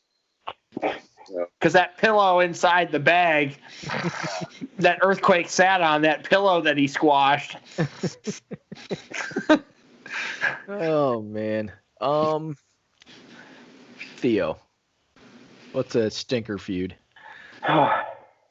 So mine's not really based on anything crazy like that. I barely remember it. This one kind of for me is just based off of these two guys. I think the feud as far as the promos and outside the ring stuff was good, but the end result in the ring just didn't turn out the way a lot of people expected, considering the fact that I've seen both of these guys wrestle in New Japan and they put on 15-time better matches over there. I did not care for the outcome of the AJ versus Shinsuke feud that they had. I think it was started with the IC title or whatever the case may be, whatever.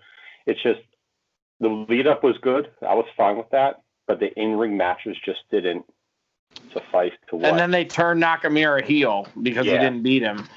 Yeah, so it was kind of like the matches were just A-okay, like maybe 2.5, 3 stars, which sucks for those two guys. And then they turned them heel, and it just stinks because I've seen both of them guys wrestle and go for like a 30-minute match in New Japan, and just wrestle as a tag team in New Japan and against each other and whatnot. So it's kind of like it was a little downer for me to see two guys I really like have a match that was kind of like, okay, let's move on to the next. Mm-hmm. So that's it for me. That was one that was more like disappointing in per se. Any feud with Braun Strowman applies too. I guess so. All right, Darth Pat. Oh boy, I mean there's a couple I could think of, and in fact, to kind of refresh myself, I'm looking at the Wrestling Observer worst feud of the year winners from since he started doing that until last year, and there was a couple that popped into mind here, like WWF versus the Alliance, because I mean It's two things about that. I mean, obviously, again, when you didn't have any of the big WCW guys, it was kind of destined to fail. And kind of hearkening to the whole Austin McMahon thing, and this is something I'm going to mention when we do our Mount Rushmore. They had aligned Vince and Austin earlier that year with the WrestleMania 17 match, and then obviously, like, Austin turns on Vince and the WWF to go head the alliance. It was almost as if they thought they needed to do have Austin and McMahon feuding with each other again. But now Vince was the face and Austin was the heel. Nobody was going to buy that. Sorry. But that's not the one I was thinking of. I was thinking of one more recently, and I now feel kind of vindicated for the fact that it also won Meltzer's worst feud of the year for that year. Bray Wyatt and Randy Orton. And I kind of hate saying this because I like Bray. I'm not as great with Orton. Orton just kind of bores me after a while. But there's really two reasons why I think that this was a terrible feud. One, I still never understood why Orton joined the Wyatt family in the first place. I don't really remember what the reasoning for it was, if it was like he thought that would help him like win the title again, or I just don't remember, and I honestly don't care to go look it up either. And kind of with the same thing about that, you remember when the Wyatts like forced Daniel Bryan to join? Yeah. Remember how he started kind of dressing sort of like kind of like the way Harper and Rowan? Orton didn't. Orton still dressed like Randy Orton, so I was like, they're telling us where this is going. Mm-hmm. I didn't mind Randy turning on Bray then at all. We knew that would have to happen. But the problem, of course, with that was that what Randy did is what a heel does, not what a face does. Burning down somebody's house. But then, of course, the culmination of it all, that was one of the worst fucking WrestleMania title matches ever. Whoever, again, one of my favorite wrestling podcasters always likes to ask the people who he's interviewing, who booked this shit? Who booked that match? Because the projections onto the ring from the ceiling, all that did was break up whatever momentum the match did, because they wanted you to then focus what was like on the ring as opposed to what was going on in the ring. And also, I imagine that was probably pretty horrible for the live crowd to try to watch and to try to figure out what's going on. And it was just also the fact that I think Bray had really only won the title like the previous pay-per-view or a month or two. So they gave him the title for like a month or two and then had him lose it again. Just all around, I just think everything about that feud ended up just being a kind of a colossal waste of time. And the irony about this is that they're more or less resurrecting that now, albeit in a much different manner. And I'm actually more interested to see what they do with it right now. Do I have faith that they'll make something better out of it now? Not really, but I also like this, Fiend Alexa pairing. So, we'll see. Yeah. So my stinker one would be Punk and Ryback. That feud was dumb. Like it was dumb because CM Punk didn't even buy into it. Like he absolutely hated the idea of all you had to do is say it was Ryback, and we knew. So like he was never going to be over. I don't care what the hell they did for him. He was never going to be over. And Punk knew it, and Punk was like scared to wrestle him because he knew he was fucking dangerous in the ring. So Punk was not into it, and it just led to bad matches. Ryback couldn't talk on the fucking mic, and feed me more. It was just really bad, and we had to sit through a couple months of that shit, and it was like, oh my god, would this just be over already? I just glanced at a list. Undertaker versus Giant Gonzalez, definitely. Oh what a pile of shit. I'll be perfectly honest. I was considering saying every Undertaker feud from when he turned face in 1992 through Kane's debut. Because Undertaker versus Undertaker's on that list too, and Undertaker versus Undertaker was bad also.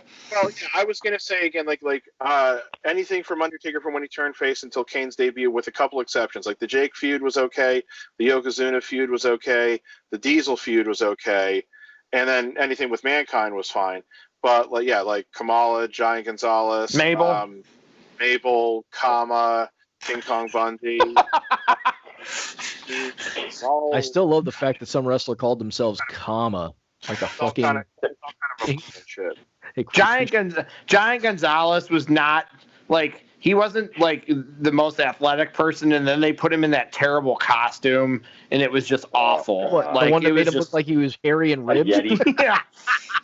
They were trying to almost make it look as if he was half man, half yeti. It was bad. It was. Did the Shivani pronunciation? I know. I love it. I love it. You always do that. I felt sorry for the Undertaker when he got stuck with Giant Gonzalez. I just felt bad for him because that had train wreck written all over it.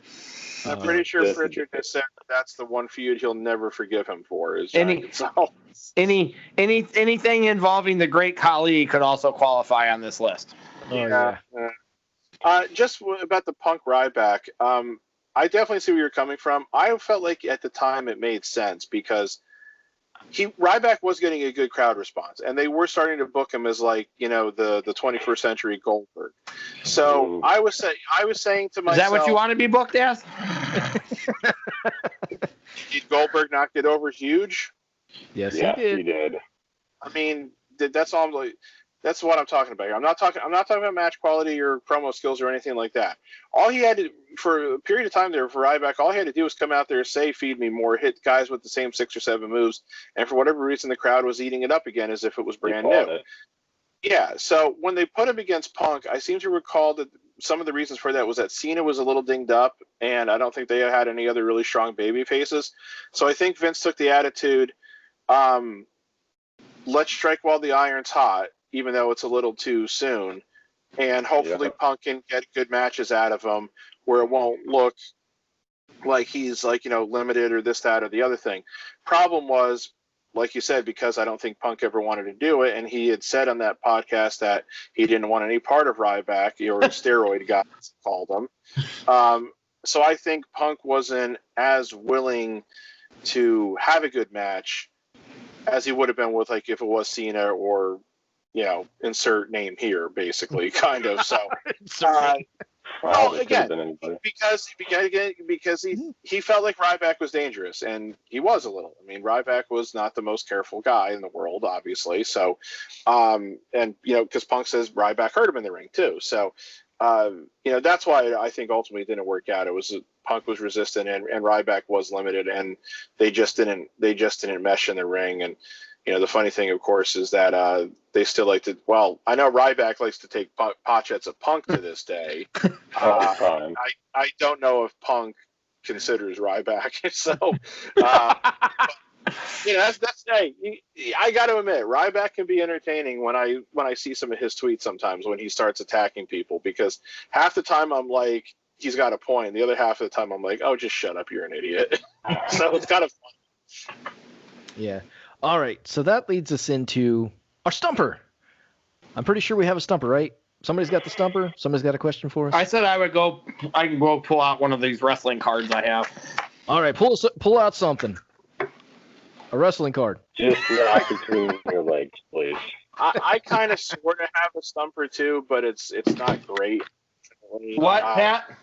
I said I kind of sort of have a stumper too. It's not great. What I was originally hoping to come up with, I couldn't find the answer very easily. Didn't have enough time to try to go through it and figure it out. So couldn't get it. I actually have a golf one, so I want to save that one. Well, what I was hoping to find out was,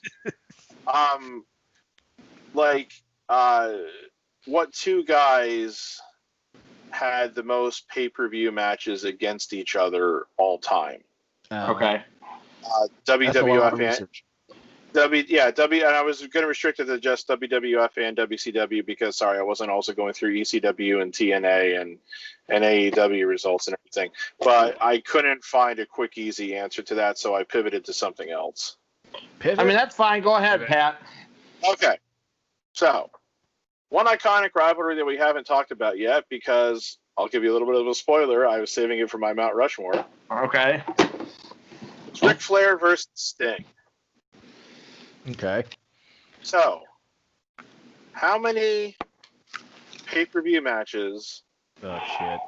did Ric Flair and Sting face each other? And I will quickly say, this includes non-one-on-one matches. So Okay. anytime they were opposing each other in some fashion. Is Clash of the Champions considered in this? No, it's just pay-per-views. Good question. It's just pay-per-view matches.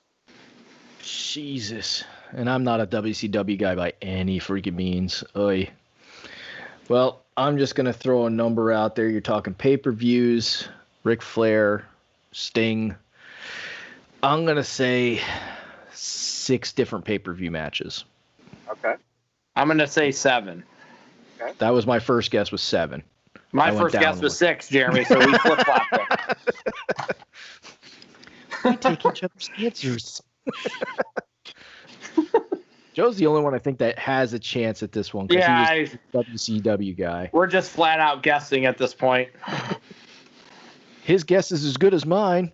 He's in contemplation right now as well, I can tell. Is he contemplating or is he constipated? I'm not sure. No, I took my Metamucil today. I'm good. Oh, good. Well, I was going to say, if he was the latter, I don't want to know about it. Get that extra fiber when you get old. Man, this is I'm trying to remember all the times they wrestled each other in pay-per-views. I mean, they were just part of WCW for so long. I mean, It's a good question, Pat. It's a good question.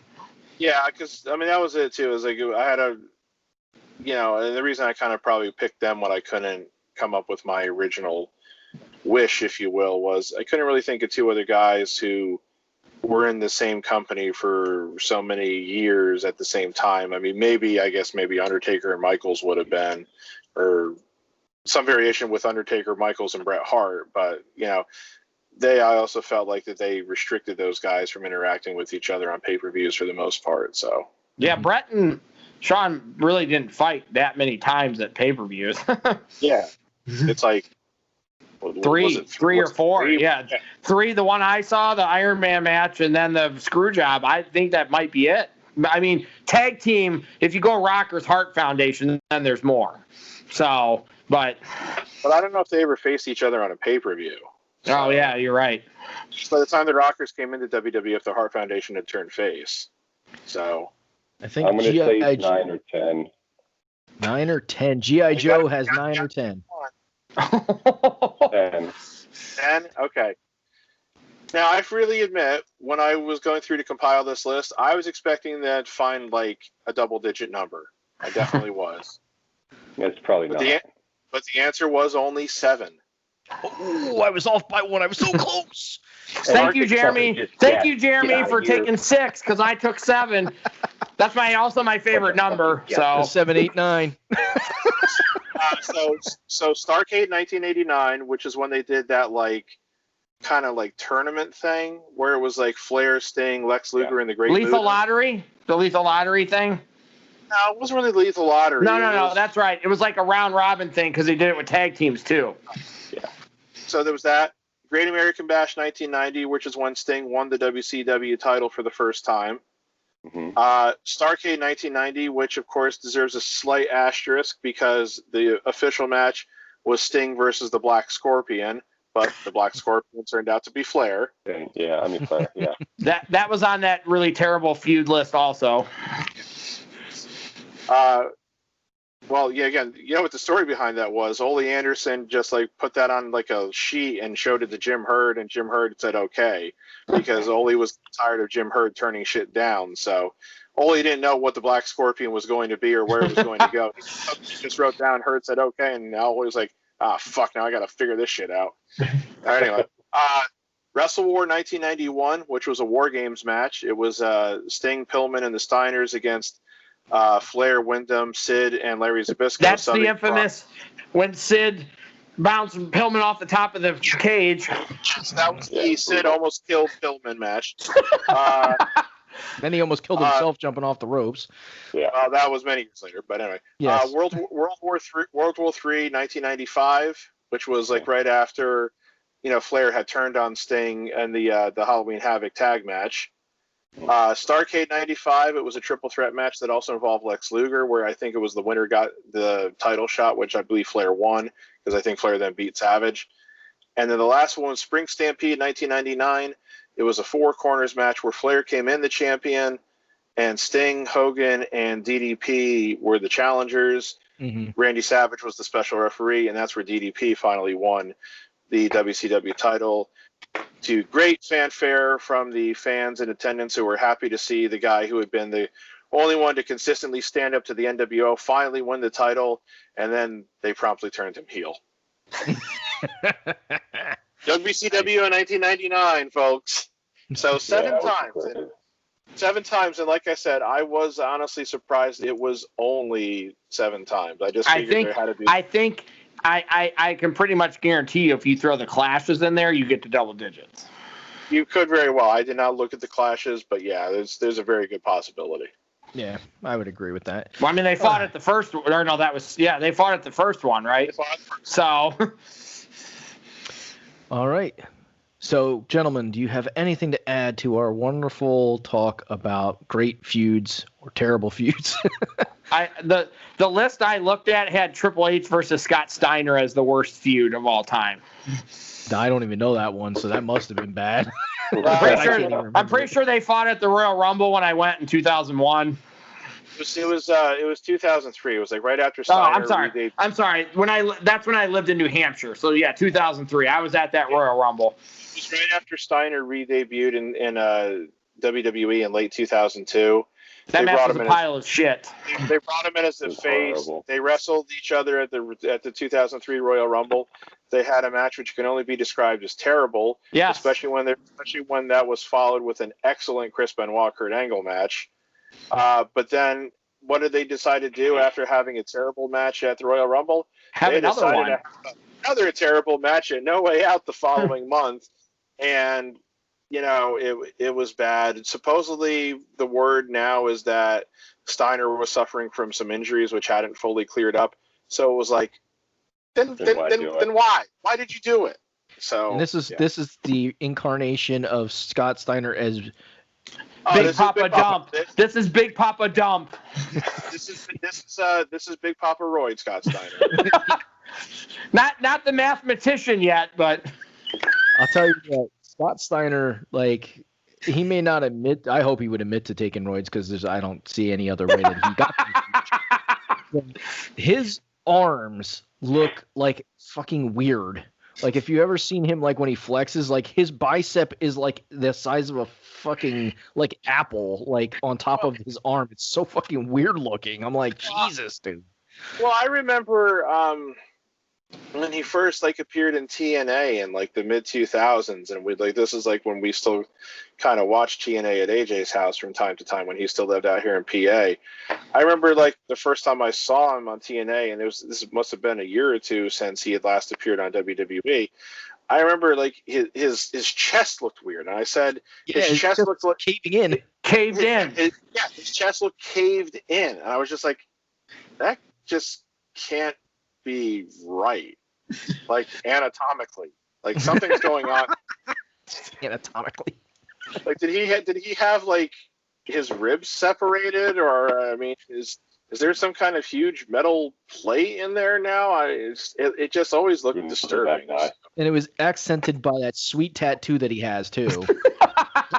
Sweet tattoo in the middle of his chest. It's like there's no way to miss this weird chest problem that he has with his his weird tattoo. And as much as I like Lesnar, I don't like Lesnar's tattoo that's on his chest either. So yeah, it's no, that doesn't bring your attention right to it. Oh man. All right, so then that leads us into our favorite moment of the night, Well, at least my favorite moment of the night Yeah. is Mount Rushmore. And Pat already kind of gave his answer, so. It did. He kind of gave it away, but that's okay. He can elaborate a little bit more. Not too much more, but a little I'll try more. to keep You it have 2 minutes and 5 seconds now. I was just going to say you can let him go first because he kind of like let the cat out of the bag. So we are talking. Favorite feud. Favorite feud. Yes, we are going to talk. Go ahead. Give me 1 second. Let me finish introducing Let this. Jeremy finish. Let's all talk at the same time. We'll never nobody will ever understand the fucking thing we're saying. Hey, it'll be like we're on cable news. Oh my God. All right. So yeah, we are talking our favorite feud of all time. That's what's going to be on Mount Rushmore. And since Darth Pat did allude to his a little bit, we'll let him kick it off. So Darth Pat, kick it off. Remind us of your favorite feud. Okay, well, real quickly, I just want to say I did consider this afternoon when I was thinking about this, picking WWF versus WCW. But then I just said, you know what, that's really kind of a cop-out in a lot of ways. So, I mean, the Monday Night War is one thing, but there were so many components and factors to that to just boil it down to WWF versus WCW doesn't really tell you enough. So I decided to go with Ric Flair versus Sting because another thing that I think always makes a great feud is the ability to have the two guys feud, then have them go their separate ways. And then, 6 months, a year, 2 years, 5 years, you can have them feud with each other again, and you can have it feel fresh but familiar at the same time.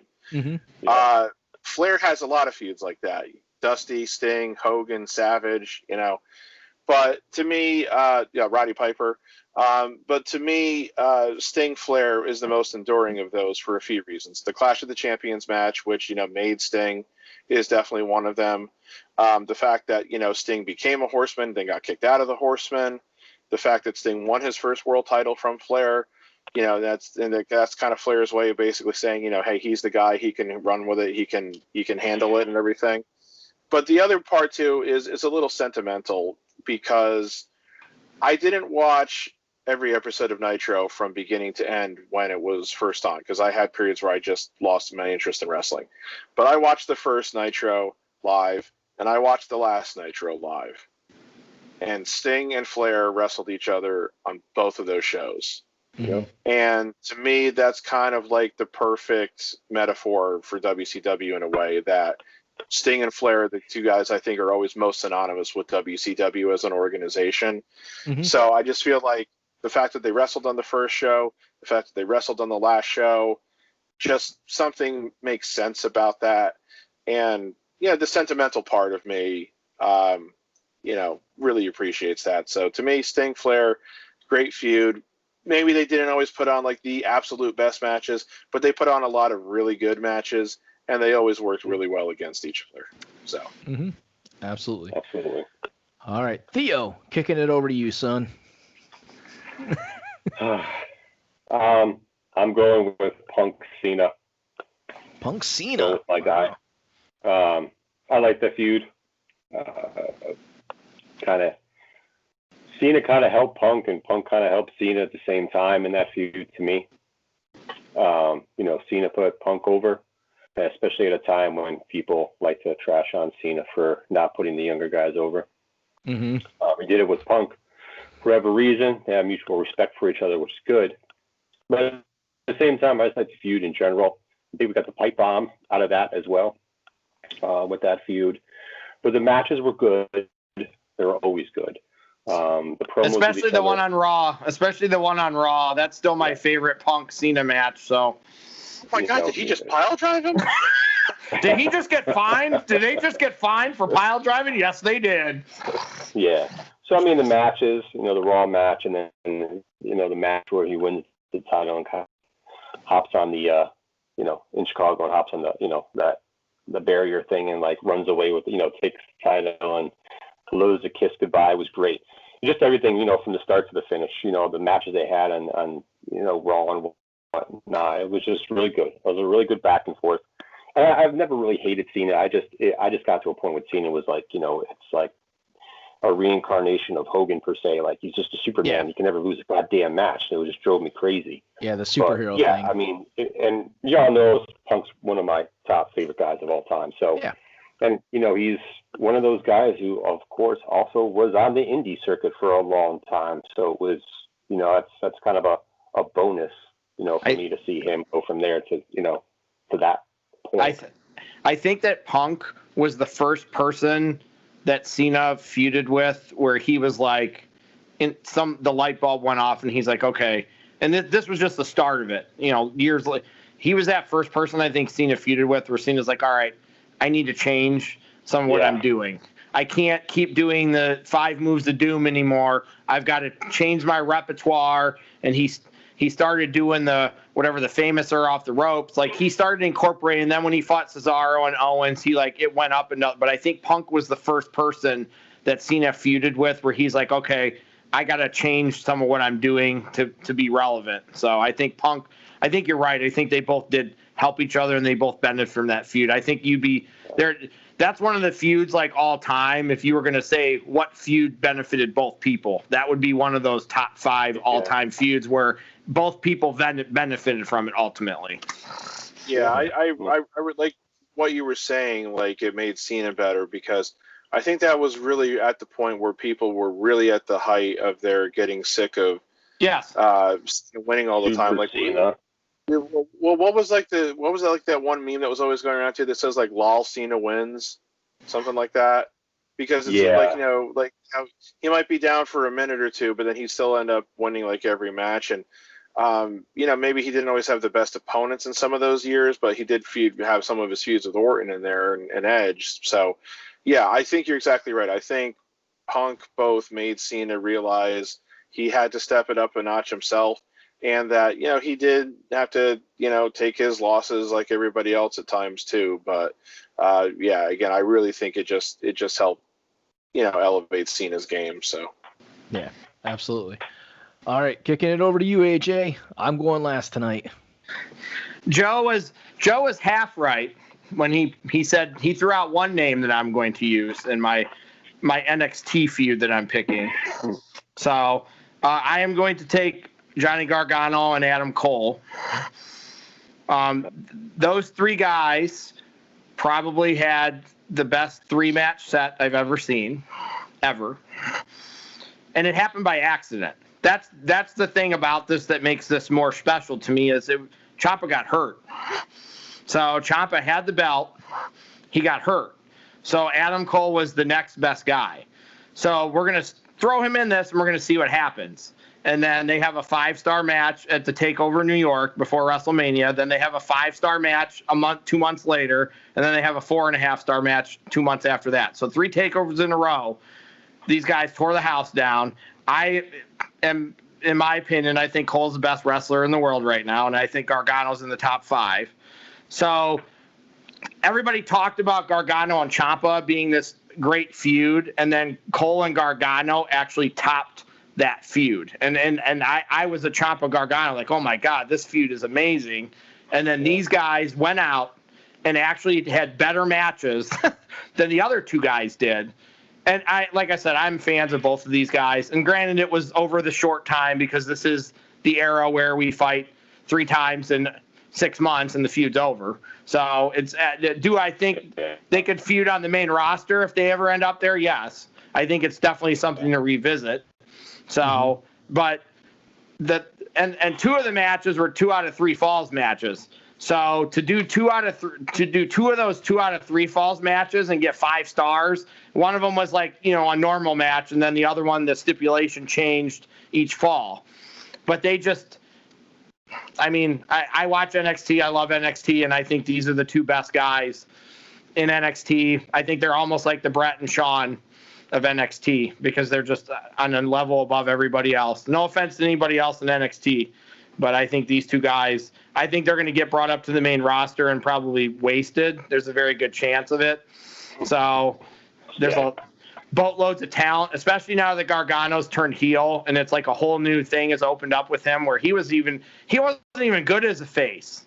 Like, his character was mediocre. He was terrible on the mic as a face. Now he's a heel. And this is the best Johnny Gargano I've ever seen ever. And these are two other guys. Joe is alluding to indie darlings. These are two indie darlings who've made it. So, all right. So I am going to go back a couple years to when I probably enjoyed wrestling the most.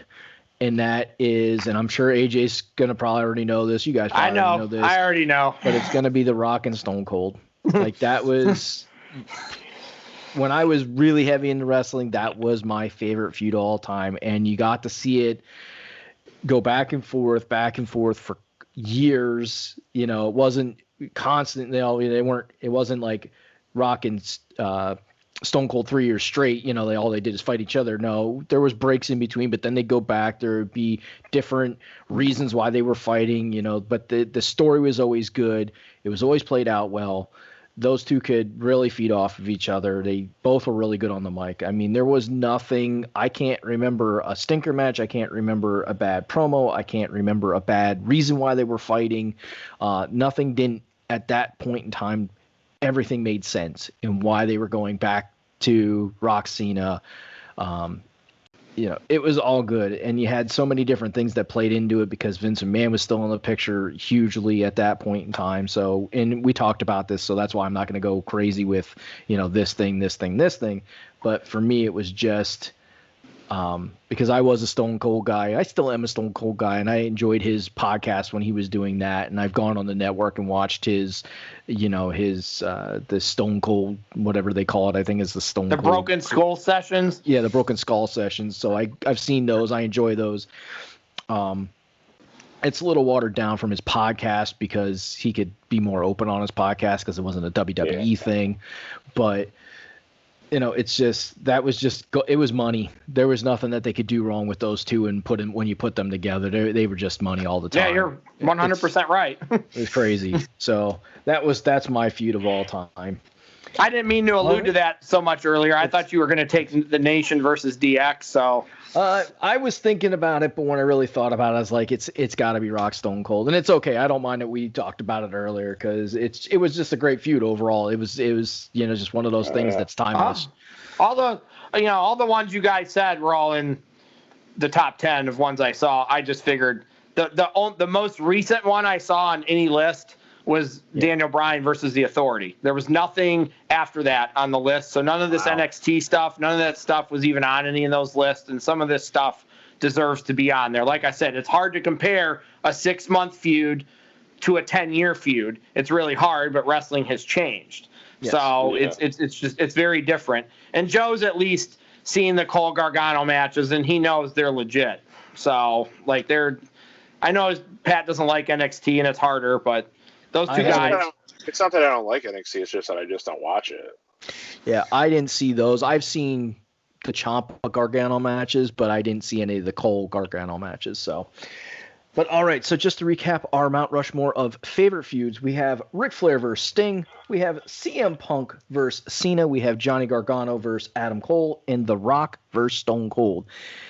Those are some pretty damn good feuds. So if anybody has a chance, go back. If you have the network, go back, watch those. If you have YouTube, find them on YouTube. Watch them. Watch some matches between those guys in their, you know, during those feuds. They're money matches. Almost every one of those is money matches. I have to actually go back and watch Cole and Gargano so I can see what everybody else has seen. So Adam Cole, baby. Yeah, Adam Cole, baby. That still gets the crowd hyped. There's nothing that gets. I can't think of any else thing that gets the crowd. Everybody wants to say that when he says it. But before we run out here, just to kind of throw this in there, you know what feud I just realized nobody made mention of at all tonight? Hogan Piper. Yeah. I mean, but think about it. I had it written down. It's one that they did in WWF in the 80s and was like the feud that literally led to WrestleMania 1. Then they did it again in WCW in the 90s, but with the roles reversed. You know, it's like I'll never forget when Piper came out at the end of Halloween Havoc '96. You know, for that promo, Hogan beat Savage, and he's like, "You think they would have cheered for you so much if they didn't hate me so much?" And then they did it again when they were both in WWE in 2003. I mean, obviously, it wasn't really any good at that point, but it's just that they kept it was something that they knew people would. I mean, we didn't mention the fabulousness that was Warrior Hogan in WCW. So No, that's it. Well, we'll leave that one alone. I know I'm being sarcastic. I know. We're talking about when we're talking about best of feuds, worst of feuds. For best of Hogan Warrior WWF. And for worst of, Hogan Warrior WCW. Yes. All right. So we're gonna call it a night. We could do Pat versus Joe on that one. Hogan versus Warrior. No, he got taken out before the match even started. Oh man. So that does lead us to the. Sorry for the huge in joke there. That's okay. No. I was just trying to make you guys laugh. All right. So that does lead us to the end of our show. We want to thank everybody for watching. Once again, we love doing this. We have a lot of fun doing it, and we hope you have a lot of fun listening to us banter back and forth and just share some of our great memories from wrestling and that, because we do enjoy it. Tune in next time where we talk about who the hell knows what. We could be on a live session. Who knows where we're going to be when this actually airs, but tune into the next time because it'll be a lot of fun. We hope you do. And until that next episode, well, enjoy yourself, and we'll see you on the next episode.